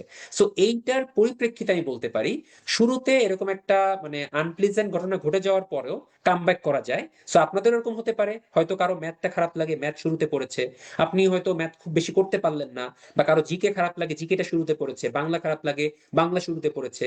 সো সেক্ষেত্রে নার্ভাস হওয়ার কিছু নাই, আপনার অনেক কিছু পরে বাকি আছে। ওই 20টা প্রশ্ন বা 15টা প্রশ্নের জন্য আপনার বিসিএস আটকে যাবে না। জাস্ট ঠান্ডা মাথায় ইগনোর করে পরেরগুলোতে চলে যাবেন। ঠিক আছে? আশা করি বুঝাতে পেরেছি। Thank you. কোশ্চেনে মার্ক করা যাবে কিনা? হ্যাঁ, মার্ক করা যাবে, কিন্তু সেটা পরীক্ষকের অনুমতি নিয়ে। প্রশ্নপত্রে মার্ক করবেন পরীক্ষক বা যিনি ইনভিজিলেটর থাকবেন তার অনুমতি সাপেক্ষে, আদারওয়াইজ না। আসসালামু আলাইকুম ভাইয়া, আমার একটা কোশ্চেন ছিল। কোশ্চেনটা জি হলো, রিয়াজ ভাই বলেন। কোন একটা সেট কোন একটা বইয়ের সেট, যেমন উত্তরণের একটা বইয়ের সেট পুরো ফুল আমি প্রিপারেশন নেওয়ার ক্ষেত্রে, মানে অ্যাকুরেট প্রিপারেশন নেওয়ার ক্ষেত্রে পুরা একটা বই ফুল শেষ করতে হবে, নাকি দেখা গেছে আমি শেষ করতে পারলাম না লিমিটেড টাইমের মধ্যে, তাহলে কত পার্সেন্ট শেষ করার পর আমার পুনরায় ওগুলা রিভাইজ করা দরকার, বা নাকি পুরাটাই আগে শেষ করাটা ইম্পর্টেন্ট বেশি লিমিটেড টাইমের আচ্ছা মধ্যে? ঠিক আছে, বুঝতে পেরেছি ভাইয়া, ধন্যবাদ। বলছি বই কতটুকু পড়া উচিত বা কতগুলো বই পড়া উচিত দুটেই বলছি। শোনেন, যে কোনো একটা সেট আপনি কিনতে পারেন। উত্তরণের বইটা যদি কিনে থাকেন, ডেফিনেটলি আপনি ভালো একটা বইয়ের সেট কিনেছেন, মোটামুটি শিওর থাকেন। উত্তরণের বইগুলোতে অনেক ইনফরমেশন আছে, অনেক খুঁটিনাটি আছে, অনেক মানে ভালো ভালো প্রশ্ন ওখানে সেট করা আছে। সো ডেফিনেটলি আপনার মনে রাখবেন, যে কোনো একটা বই, সাপোজ বাংলা পড়া শুরু করলেন, আপনার ওই বাংলার প্রথম পৃষ্ঠা থেকে লাস্ট পৃষ্ঠা পর্যন্ত সব পড়তে হয়, ব্যাপারটা কিন্তু এইরকম না। ঠিক আছে? ব্যাপারটা এইরকম না।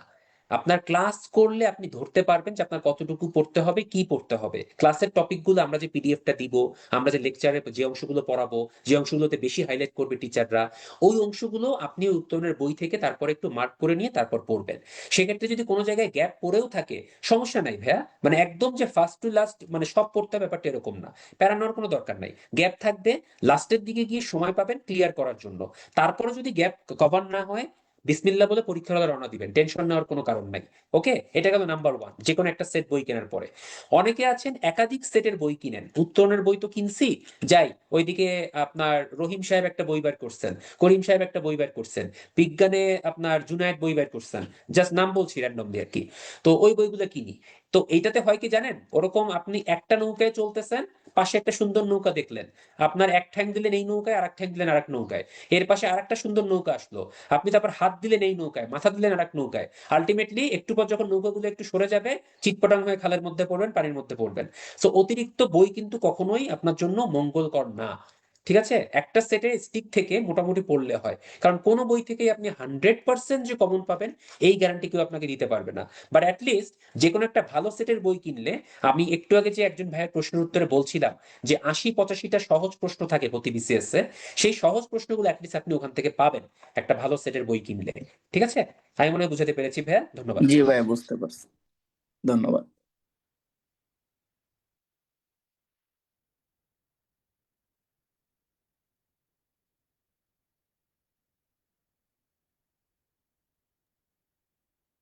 আচ্ছা, একজন বলেছেন বই দাগিয়ে পড়ি, সব ইনফো মনে থাকে না। ভাইয়া, বই দাগিয়ে পড়েন না, সব ইনফো মনে রাখতে হবে না, যতটুকু পারেন ততটুকু রাখেন। ঠিক আছে, টেনশন করার কোনো কারণ নাই।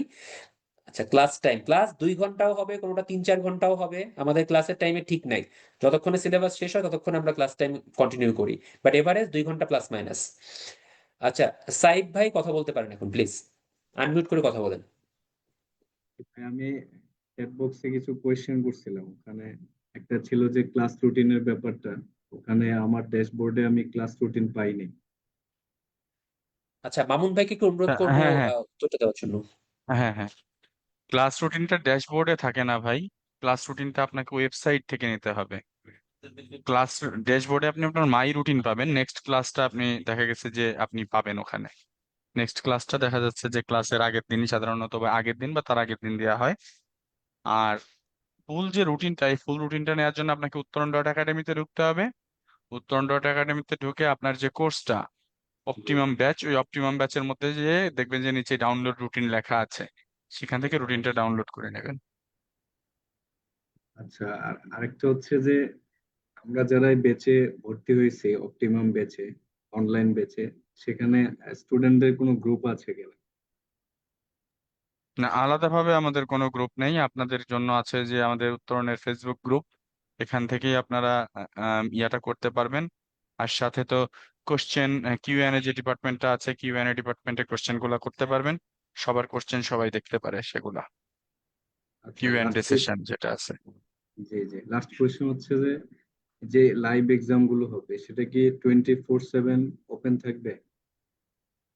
24/7 ওপেন থাকবে বলতে, লাইভ এক্সামটা হচ্ছে আপনার দেখা যাচ্ছে যে আপনি আগামী আজকে রাত 12টা থেকে যে এক্সামটা শুরু হবে, জি। আজকে রাত 12টা থেকে যে এক্সামটা শুরু হবে, এটার ডেট হবে 8 তারিখ, তাই না? রাত 12টা AM থেকে এক্সামটা শুরু হবে, ঠিক 23 ঘন্টা 55 মিনিট পর্যন্ত এক্সামটা লাইভ থাকবে। 11টা 55 PM গিয়ে এটা এন্ড হয়ে যাবে। এর মধ্যে থেকে আপনাকে এক্সাম শেষ করতে হবে। এটা হচ্ছে লাইভ এক্সাম, যেটা আপনি অনলাইনে ক্লিক করে করেও দিতে পারবেন, অথবা ব্রাঞ্চ থেকে যে ওএমআর বুক নিয়েছেন সেই ওএমআর বুকেও দিতে পারবেন অ্যাপের মাধ্যমে। ঠিক আছে? জি। আর আশা করি আপনারা সবাই অ্যাপস ডাউনলোড করে নিয়েছেন। উত্তরণ একাডেমি নামে একটা গুগল প্লে স্টোরে অ্যাপস আছে, এই অ্যাপসটা সবাই ডাউনলোড করে নেবেন। এই অ্যাপস থেকে আপনারা ক্লাসে জয়েন করতে পারবেন, এই অ্যাপস থেকে আপনারা এক্সাম দিতে পারবেন। তো ভাইয়া, এই ওএমআর শিট এবং বইগুলো কিভাবে কালেক্ট করতে পারবো? উদ্ভাসন এই মেশের যে যে কোনো ব্রাঞ্চ থেকে, আপনার নিকটস্থ ব্রাঞ্চ থেকে সংগ্রহ করে নেন। ওখানে আপনার কি ফিজিক্যাল, বল কি বলতে হবে, হ্যাঁ, মানে কিভাবে ওদের কাছে মানে ইয়ে করবো? আপনি একটা আপনার ফিজিক্যাল ব্রাঞ্চ অ্যাটাচমেন্ট করেছেন না ভর্তির সময়? জি জি। হ্যাঁ, আপনি ওইখানে চলে যান। গিয়ে আপনি আপনার রেজিস্ট্রেশন নাম্বার বলেন যে আমি অনলাইনে ভর্তি হয়েছি, আমার রেজিস্ট্রেশন নাম্বার এত, আমি বই বইয়ের জন্য ভর্তি হয়ে থাকলে বই নেবেন। আর এমনি কোর্সে ভর্তি হয়ে থাকলে 2টা ম্যাপ এবং ওএমআর বুক পাবেন। সেটা গিয়ে বললেই আপনাকে দিয়ে দিবে, রেজিস্ট্রেশন নাম্বার বললেই। আচ্ছা, থ্যাংক ইউ ভাইয়া। ঠিক আছে।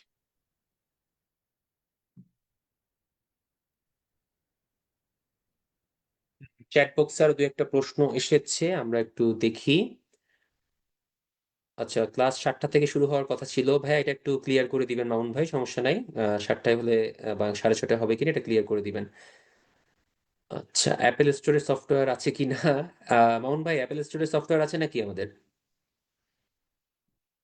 হ্যাঁ ভাইয়া, আচ্ছা। মানে অ্যাপেল থেকেও তো আমাদের অ্যাপস নামানো যাবে না? হ্যাঁ হ্যাঁ, সব জায়গা থেকে নামান। আছে ভাই, আপনি অ্যাপেল স্টোরে চলে যান, ওখানে গিয়ে উত্তরণ অ্যাপ সার্চ দিলে পেয়ে যাবেন। আইপ্যাডের জন্য অ্যাপ ডাউনলোড কিভাবে করবেন? আইপ্যাডও আপনি ওই যে অ্যাপেল স্টোর থেকে পাবেন ভাইয়া, সমস্যা নেই। আচ্ছা, ঠিক আছে। নাইম শেখকে আবারও পাওয়া গেছে, আমি নাইম শেখকে কথা বলার জন্য পারমিশন দিলাম ভাই, আপনি আনমিউট করে কথা বলতে পারেন।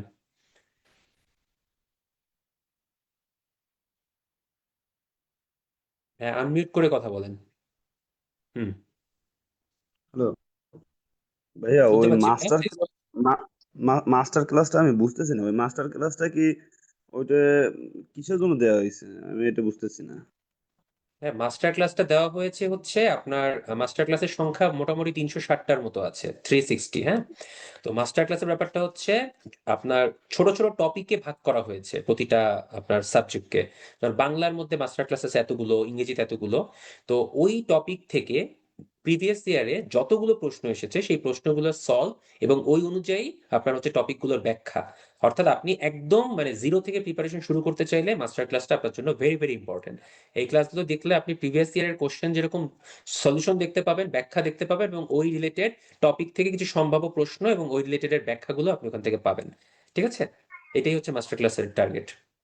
জি, আরেকটা প্রশ্ন করতেছি, সেটা হচ্ছে হলো এটা করাটা কেমন হবে আমি জানি না আর কি। ইনবক্সে আমি লিখে দিছি, আমার কাছে 4খান বই আছে, বাকি যে আর কি 6-7খান বই লাগবে, এটা আর কি আমি কোন পাবলিকেশন দিয়ে নিব, এটার জন্য আর কি পরামর্শ হ্যাঁ, চাচ্ছিলাম বই তো আর আসলে কি এই মুহূর্তে। রেফার করাটা কঠিন। আপনি যদি আপনার যদি ইচ্ছা হয়, যদি আগ্রহ হয়, আপনি উত্তরণের এক সেট বই কিনতে পারেন। ঠিক আছে, এটা আপনার অবশ্যই উপকৃত হবেন এটুকু বলতে পারি। এখন বাকিটা ভাই আপনার আমি কিনবো, ডিসিশন। কিন্তু যে আর কি অলরেডি আর কি এটা আর কি আমি বড় ভাইদের কাছ থেকে সংগ্রহ করা চাচ্ছি, পরে কিনবো। কিন্তু আপাতত আমি আর কি বিভিন্ন ভাইরা তো আচ্ছা বিভিন্ন রকম বই ভাইয়া, এই ব্যবহার উত্তরটা করে। আমিও দিতে পারছি না, আপনি একটু আমাদের ম্যানেজমেন্ট টিম বা আমাদের মামুন ভাই যদি থাকেন কিছু বলতে পারেন। আচ্ছা, ঠিক আছে, ধন্যবাদ ভাই। হ্যাঁ, ধন্যবাদ হ্যাঁ। জি। ঠিক আছে, তাহলে আমরা মোটামুটি অনেক কথা বললাম আপনাদের সাথে, ভালো একটা আইস ব্রেকিংও হলো আজকে। তো ইনশাল্লাহ আপনাদের আজকের ক্লাসটা এই পর্যন্তই। পরবর্তীতে আপনাদের রেগুলার ক্লাস শুরু হবে, সামনে একটা এক্সাম এক্সপিরিয়েন্স শেয়ারিং ক্লাস আছে তারপর থেকে। তো ইনশাল্লাহ মেইন ক্লাস আপনাদের সাথে আরো কথা হবে, সাবজেক্ট নিয়ে আলোচনা হবে। সে পর্যন্ত সবার জন্য শুভকামনা। ঠান্ডা মাথায় পড়াশোনা শুরু করুন, সবার জন্য অনেক অনেক দোয়া, আমার জন্য দোয়া করবেন। ভালো থাকবেন, সুস্থ থাকবেন, শুভরাত্রি। আসসালামু আলাইকুম। ধন্যবাদ ভাইয়া। আমি লাস্ট আর দুইটা কোশ্চেনের অ্যান্সার দিয়ে দিচ্ছি।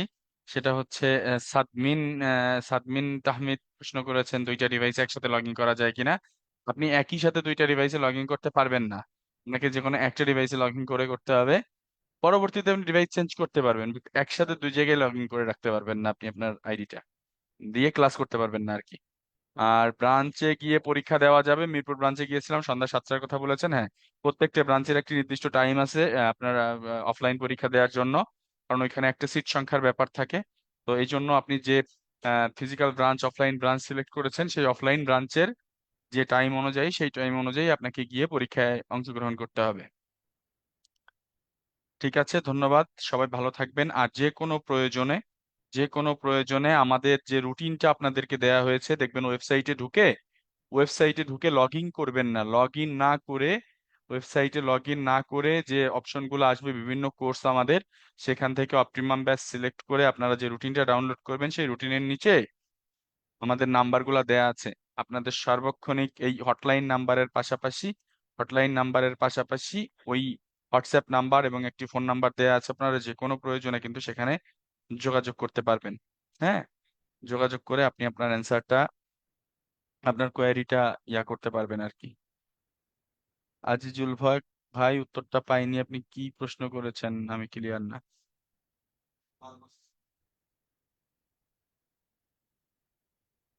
আচ্ছা, এরপরে আপনাদের যদি কোনো কোয়েরি থাকে, আমাদের যে নাম্বারগুলো আছে বা আমাদের ফেসবুক মেসেঞ্জার আছে, ফেসবুক মেসেঞ্জার বা হোয়াটসঅ্যাপে আপনারা নক দিলে আশা করি উত্তর পেয়ে যাবেন।